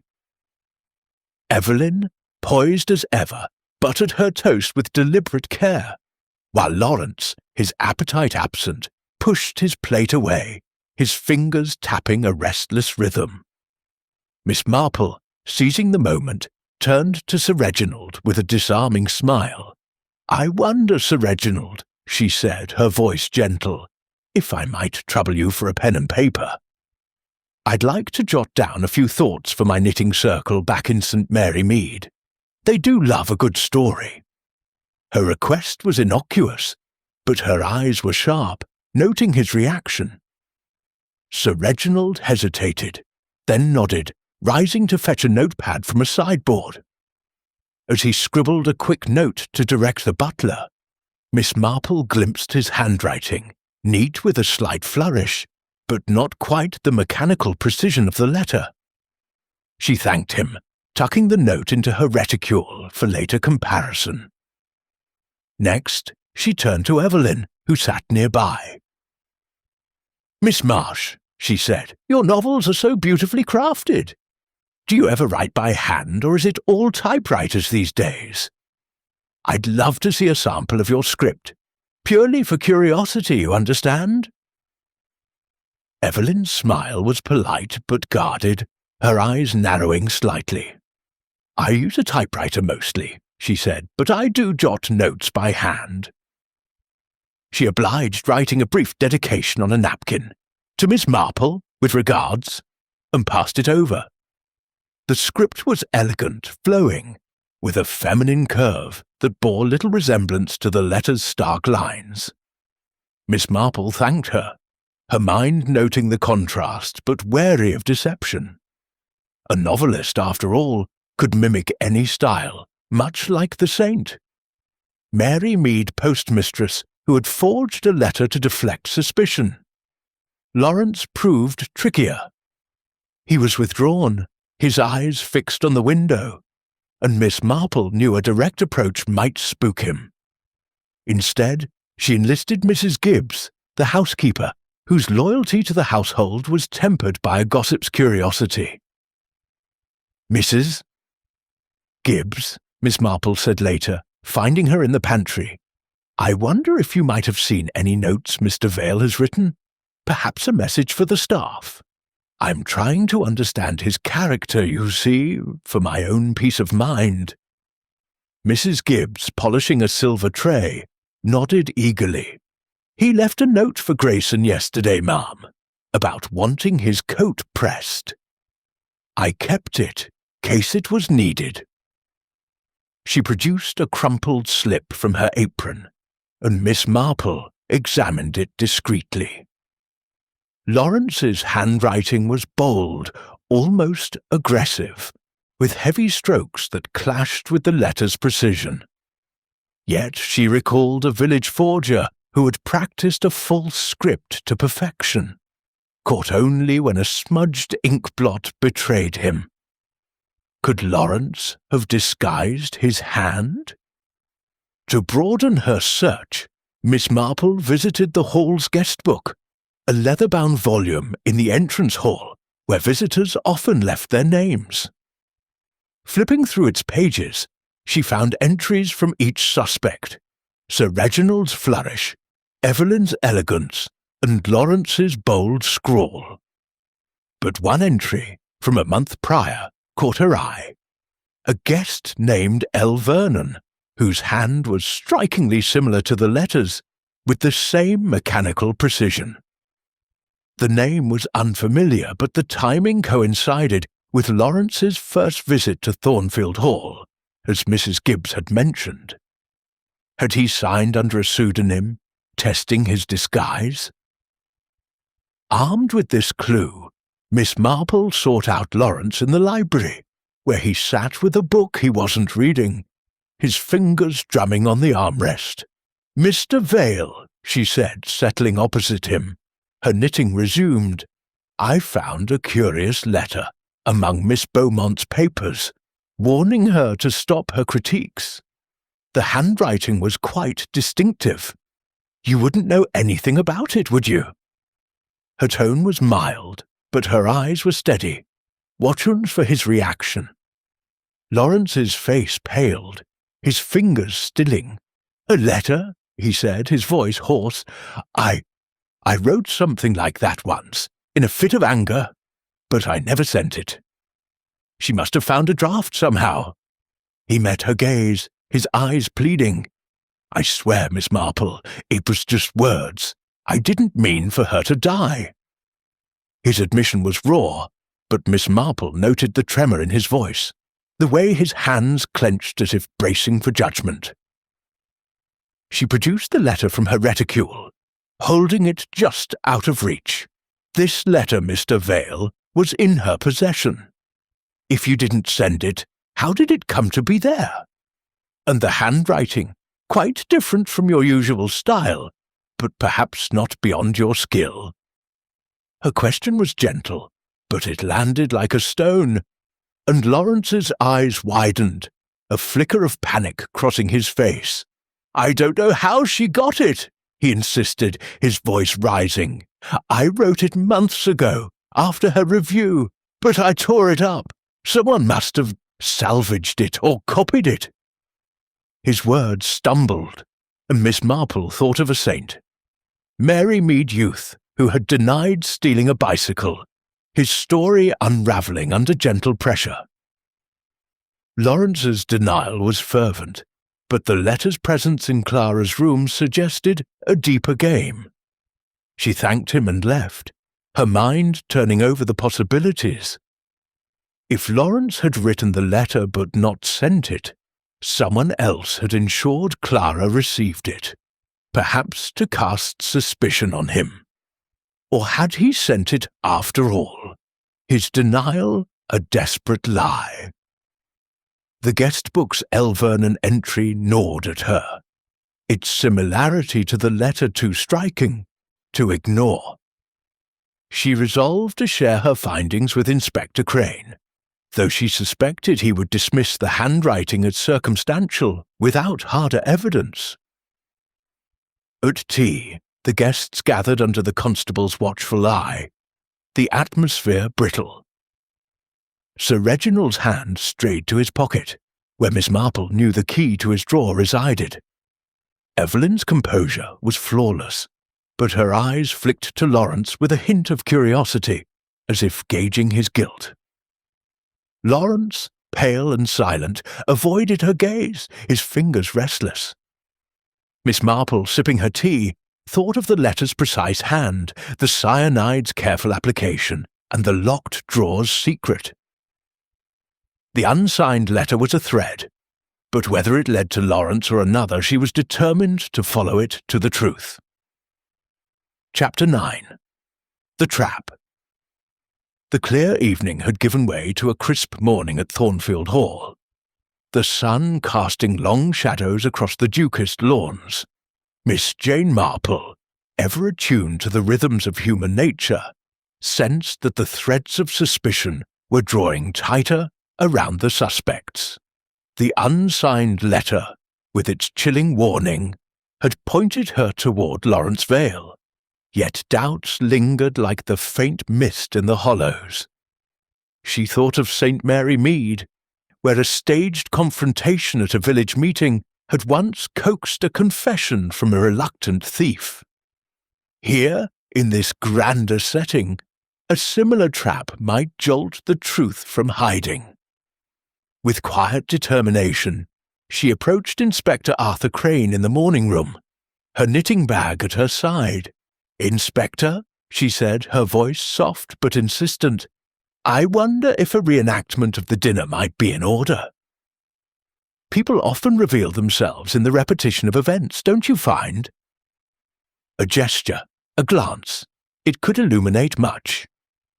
Her eyes met his, mild but unwavering, and Crane, though sceptical of what he termed amateur theatrics, saw the logic in her suggestion. The lab's confirmation of cyanide powder on Clara's glass had narrowed the method, but the hand behind it remained elusive. "Very well, Miss Marple," he conceded, rubbing his jaw. "We'll try it your way, but under my supervision." The guests were summoned to the dining room that afternoon, their faces a mix of reluctance and curiosity. Sir Reginald, his Polish somewhat restored by the daylight, arranged the table with Grayson's help, the crystal glasses gleaming as they had on that fatal night. Evelyn Marsh entered with her usual grace, her silk dress whispering against the floor, though Miss Marple noted the faint tension in her posture. Lawrence Vale followed, his lean frame taut, his dark eyes darting as if expecting an ambush. They took their seats, the air thick with the echo of the previous evening's horror. Inspector Crane stood by the door, his arms crossed, while Constable Harris lingered nearby, notebook in hand. "We'll recreate the sequence as closely as possible," Crane announced, his tone authoritative. "Grayson will pour the wine. Water this time, of course, and Sir Reginald will propose the toast. Observe your actions, and let's see what surfaces." His eyes swept the room, a silent warning against any deception. Grayson, his face impassive, filled the glasses from a decanter of clear water, his movements precise as a clockwork figure. Sir Reginald rose, lifting his glass with a forced smile. "To literature and to harmony among us," he said, his voice echoing his words from that night, though now laced with irony. The guests followed suit, their glasses raised in a parody of the toast. Miss Marple, seated between Sir Reginald and Evelyn, watched with the keenness of a bird of prey, her knitting stilled in her lap. Lawrence's hand was steady as he lifted his glass, but Miss Marple noted the way his fingers brushed its rim, a subtle twitch that might have been mere nerves. He drank without hesitation, his eyes fixed on the tablecloth. Evelyn, however, paused, her delicate fingers hovering near her glass, then brushing the edge in a gesture that seemed almost ritualistic. It was a small thing, but to Miss Marple it was as telling as a shout. She recalled Mrs. Denby in St. Mary Mead, who had fidgeted with her teacup during a gossip session, her nervous touch betraying knowledge of a neighbour's affair.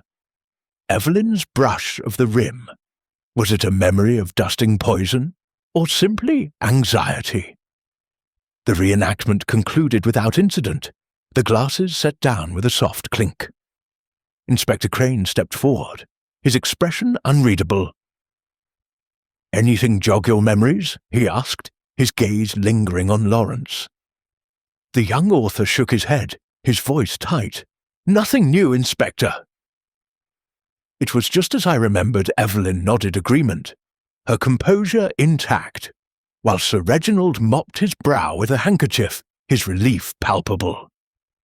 As the guests dispersed, Miss Marple lingered, approaching Grayson with her gentle smile. "Mr. Grayson," she said, You were so precise, as always." "During the original toast, do you recall Mr. Vale handing Miss Beaumont her glass?" It seemed a kind gesture at the time. Her tone was casual, but her eyes were sharp, probing for the detail that had eluded them. Grayson frowned, his professional mask slipping as he replayed the scene in his mind. "Yes, ma'am," he said slowly. "I'd forgotten in the chaos, but Mr. Vale did pass her the glass. She was reaching across, and he assisted. His hand was on it for a moment. He paused, his brow furrowing. "And there was that smudge on the rim afterward. I thought it was lipstick, but now—" Miss Marple's heart quickened, though her expression remained serene. The smudge, confirmed as cyanide residue, had been applied to Clara's glass alone, a calculated act to avoid harming others. Lawrence's touch provided the opportunity, his chemical knowledge the means, and his grudge the motive.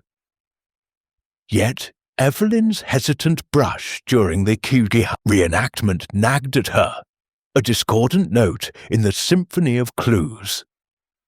She thought of a village play where the wrong actor had delivered a line, revealing a hidden jealousy. Was Evelyn's gesture a sign of guilt, or merely empathy for Clara's fate? She sought out Inspector Crane in the hall, sharing Grayson's recollection. "It's circumstantial," Crane said, though his eyes gleamed with interest, "but it ties Vale to the glass." "We'll question him again." Miss Marple nodded, her mind turning to the unsigned letter and the guest book's peculiar entry. Lawrence's denial of sending the letter rang false, but if he had applied the poison, why warn Clara first? It suggested a mind more tormented than cold, a rival driven by desperation rather than cunning. As evening fell, Miss Marple sat by her window, her needles resuming their work. The trap had been sprung, and Lawrence's hand on the glass was a damning thread. Yet she wondered if the reenactment had revealed more than intended. Evelyn's brush, Sir Reginald's sweat, Lawrence's twitch. Each was a piece, but the puzzle lacked its final shape. She thought of a saint, Mary Mead trap for a poacher, where the bait had lured not one, but two culprits. Was there more than one hand in Clara's death, or was Lawrence the sole architect? The trap had yielded clues, but the truth remained just out of reach, waiting for the right tug to bring it into the light. Chapter 10. The Motive Unravelled. The evening at Thornfield Hall descended with a quiet that felt more like a held breath than true calm, the starlit sky offering no clarity to the shadows within. Miss Jane Marple sat in her room, her knitting needles stilled for the moment, the pale blue scarf draped across her lap like a map of her thoughts. The reenactment had tightened the web around Lawrence Vale, his hand on Clara Beaumont's glass, a damning link to the cyanide smudge that had ended her life. Yet Miss Marple, with her village-honed instincts, sensed the pattern was not complete. She thought of St. Mary Mead, where a confrontation over a stolen hymn book had revealed not just the thief, but the deeper motive of envy. Here, the unsigned letter, the guest book's cryptic entry, and Lawrence's raw admission demanded a final reckoning. She resolved to confront him, certain that the truth, like a stubborn knot, would yield to the right pressure. The library, with its towering shelves and flickering firelight, offered a fitting stage for such a moment. Miss Marple found Lawrence there, alone, slumped in an armchair with a glass of brandy, his face haggard under the weight of suspicion. The room smelled of old leather and wood smoke, a contrast to the chill of his expression.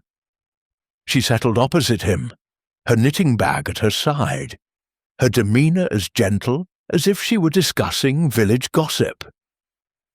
"Mr. Vale," she began, her voice soft but unyielding, "I've been thinking about Miss Beaumont's death, and the pieces are falling into place. Would you care to help me clarify them?" Lawrence's eyes, dark and wary, met hers, his fingers tightening on the glass. "I've told you everything, Miss Marple," he said, his voice rough. "I didn't kill her. I hated her, yes, but I'm no murderer." His words were fervent, but there was a tremor in them, like a man clinging to a fraying rope. Miss Marple drew the unsigned letter from her reticule, its precise handwriting stark against the creamy paper. "This letter," she said, holding it up, "warned Miss Beaumont to cease her critiques. You admitted to writing something like it, yet you claim it was never sent. But here it is, in her possession, and the handwriting matches an entry in the guest book, L. Vernon, from a month ago, when you first visited Thornfield Hall. A curious coincidence, don't you think?" Her tone was mild, but her eyes were sharp, pinning him like a butterfly to a board. Lawrence's face drained of colour, his glass clattering onto the table. I told you, I tore it up," he stammered. "Someone must have found it or copied it.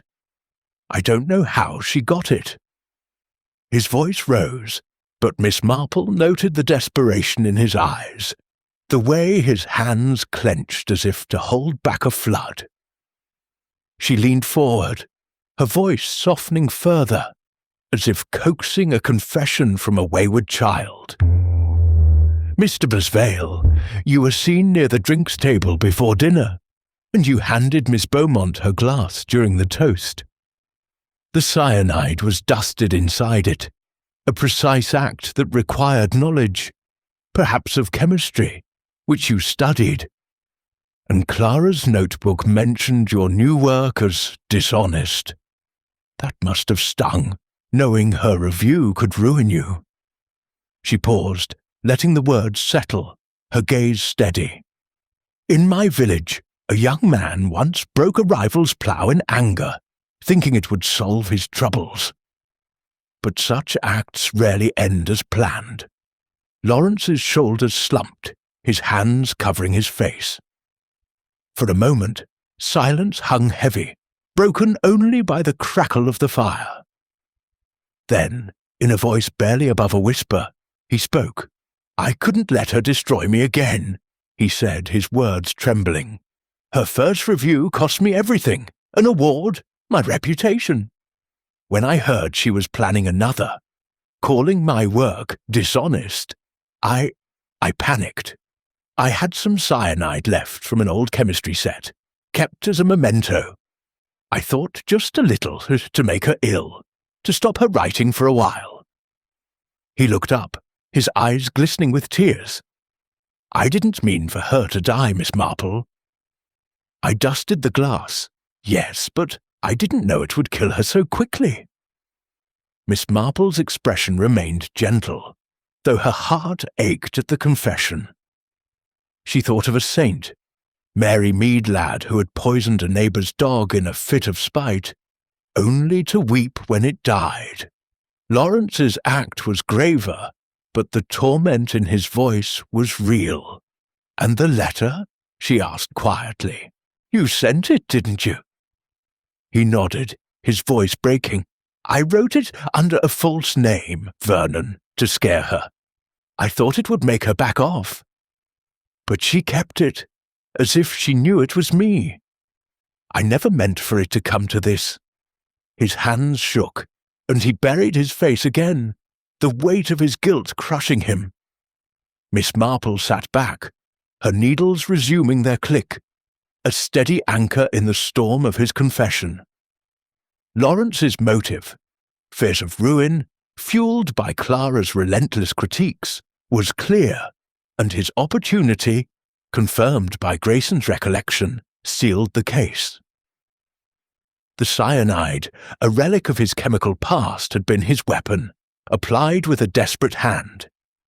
Yet she felt a pang of sympathy, as she had for the village boy whose recklessness had outstripped his intent. Murder, even unintended, carried a heavy price.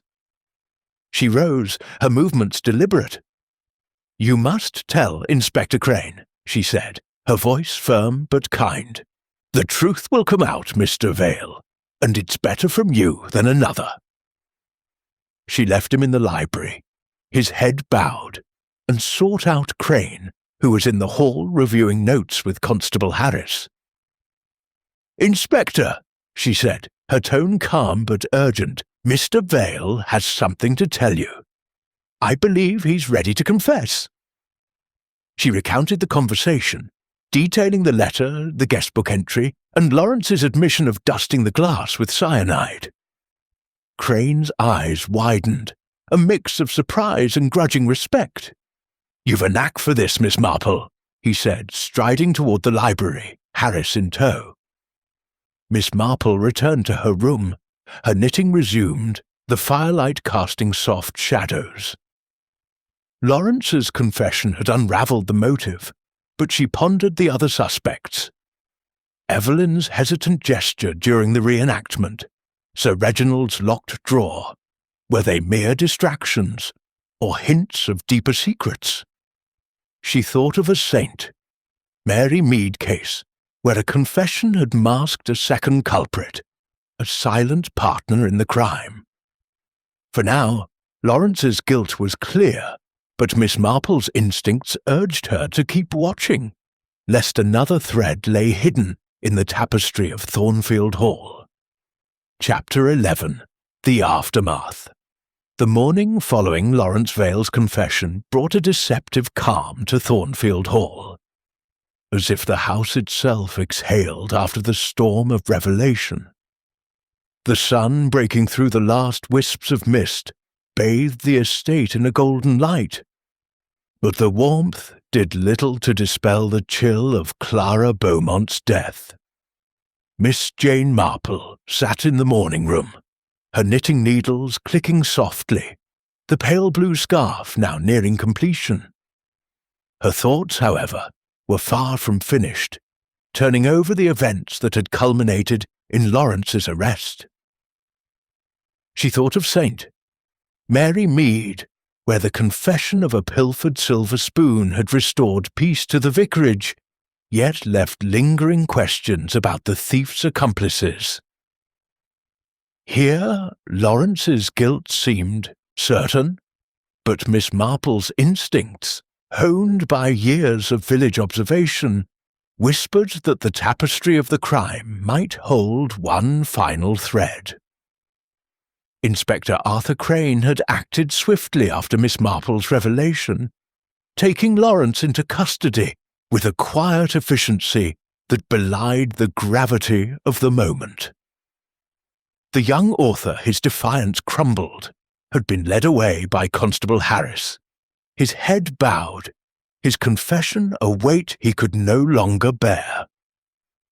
The remaining guests, Sir Reginald Hawthorne and Evelyn Marsh, had watched in silence, their faces a mix of relief and unease.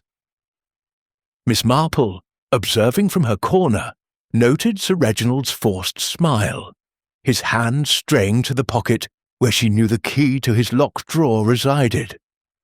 Evelyn, ever composed, had offered a murmured condolence, but her eyes held a flicker of something unreadable. Satisfaction, perhaps, or wariness. Now, as the household gathered for a subdued breakfast, Sir Reginald played the host with renewed vigour, as if determined to reclaim his domain. "A tragic affair," he said, pouring tea with a steady hand, "but justice has been served, thanks to Miss Marple's keen eye." His tone was warm, but Miss Marple detected a note of strain, like a man eager to close a chapter. She smiled politely, her needles moving steadily, and thought of Mr. Harrowby, the St. Mary Mead grocer, whose gratitude after a resolved theft had masked a lingering fear of exposure. "Indeed, Sir Reginald," she replied, her voice gentle.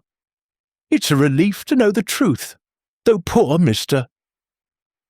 Vale's desperation is a sad thing. In my village, such passions often lead to trouble, but rarely to murder." Her words were mild, but her eyes lingered on his face, noting the brief tightening of his jaw.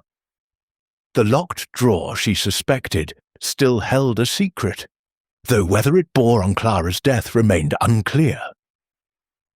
Evelyn, seated across the table, set down her teacup with a delicate clink. "You've a remarkable gift, Miss Marple," she said, her voice smooth as silk. "I confess, I suspected Lawrence from the start. His anger was so raw, but I hesitated to speak, fearing I'd misjudge him." Her admission was gracious, but Miss Marple noted the careful choice of words like a novelist crafting a scene. She recalled Mrs. Clement, the vicar's wife, who had once hinted at a neighbour's guilt to deflect attention from her own small indiscretion. Was Evelyn's candour genuine, or a shield? Miss Marple inclined her head. "Suspicion is a heavy burden, Miss Marsh," she said, "in Saint. Mary Mead, we once suspected a lad of stealing apples, only to find his sister had egged him on. Sometimes the truth has more than one face." Her tone was light, but her eyes held Evelyn's, searching for a crack in her composure. Evelyn's smile remained fixed, but her fingers brushed her napkin, a gesture Miss Marple had seen during the reenactment, a telltale sign of nerves. Inspector Crane joined them briefly, his face weary but satisfied. "Vale's confessed fully," he said, accepting a cup of tea from Sir Reginald. "He's admitted to the cyanide, the letter, everything. We'll have him in court soon enough. Miss Marple, I owe you a debt. Your reenactment shook him loose." His tone held a grudging respect, and Miss Marple smiled, her needles clicking softly. "You're too kind, Inspector," she said. "I only noticed what was there to see."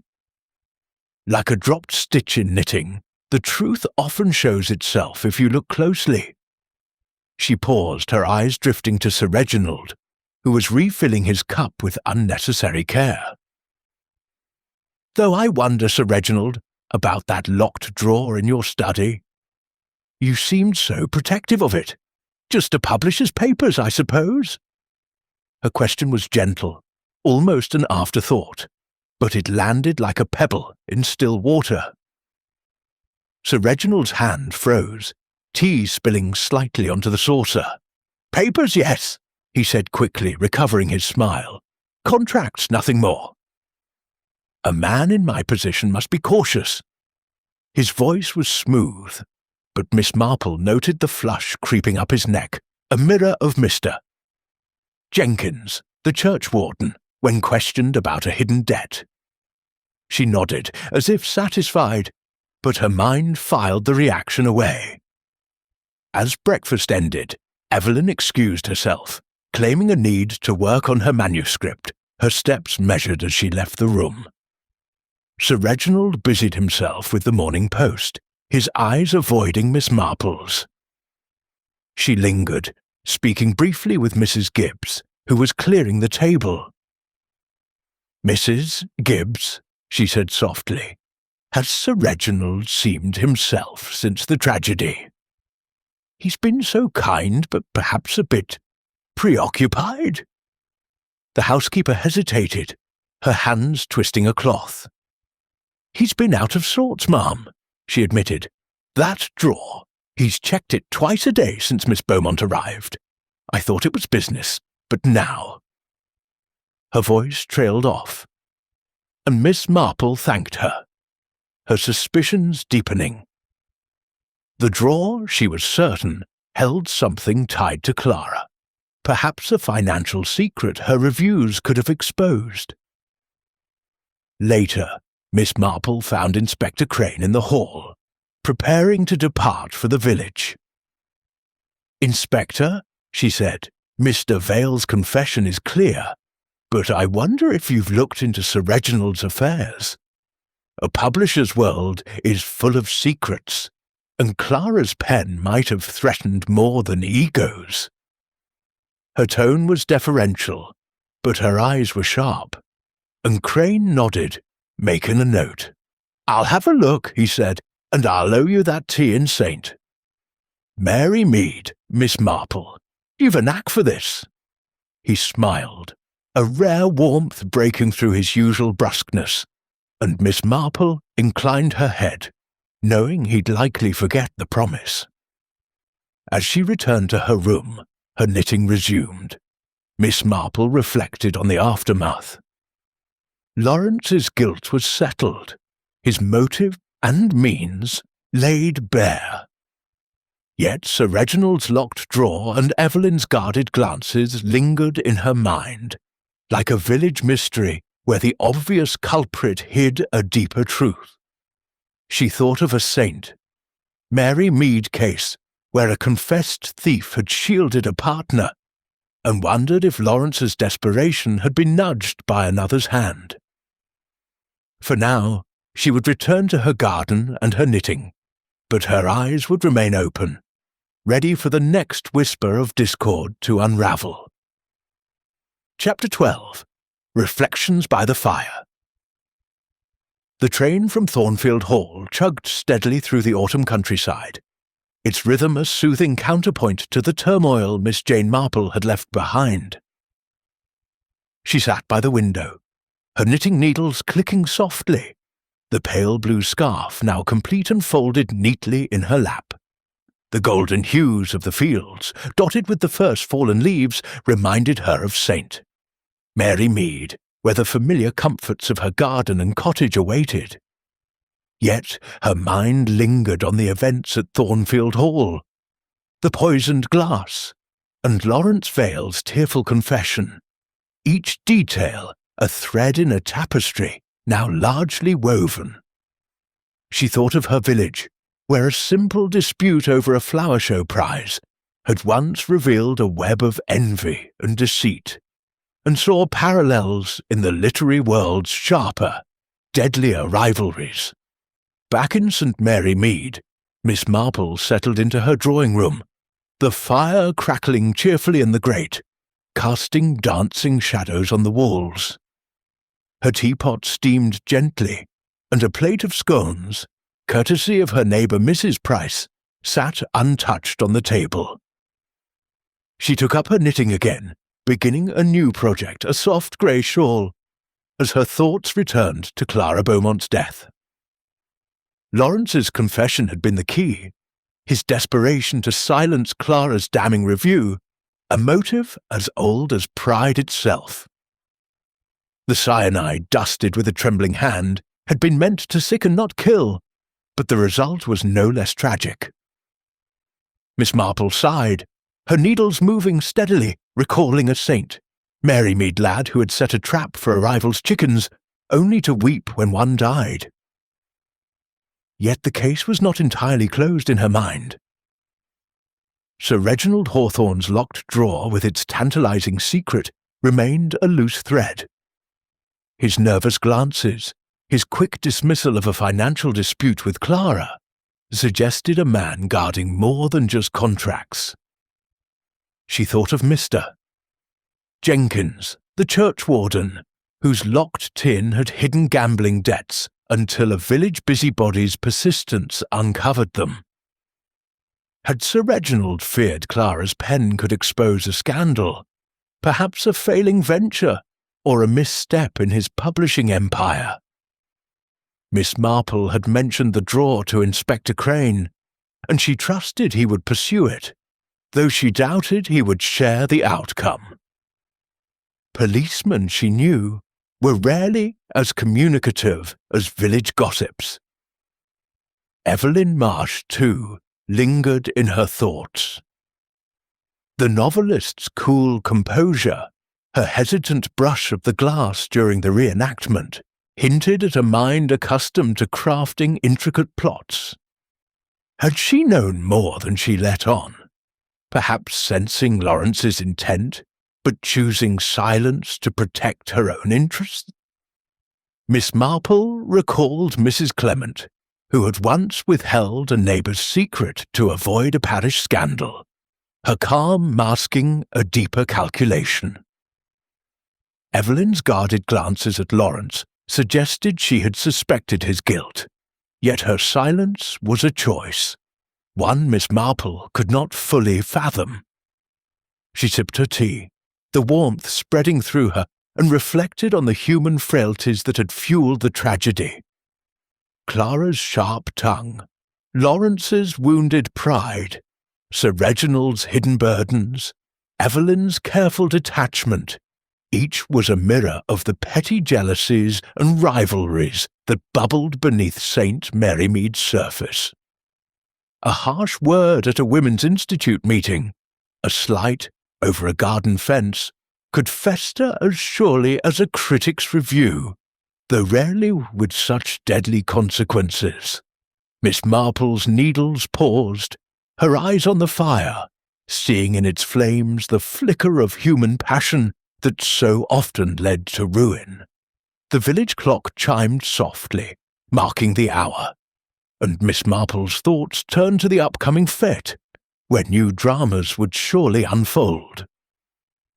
Mrs. Price and Mrs. Denby were already at odds over the cake stall, their rivalry a miniature echo of Thornfield Hall's tensions. She smiled faintly, knowing her quiet observation would catch the first hint of discord, just as it had caught Lawrence's guilt.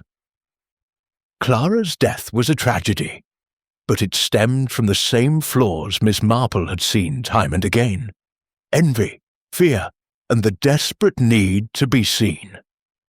She set her knitting aside, her shawl barely begun, and reached for a scone, her mind at rest for now, ready for the next secret to unravel in the quiet lanes of St. Mary Mead.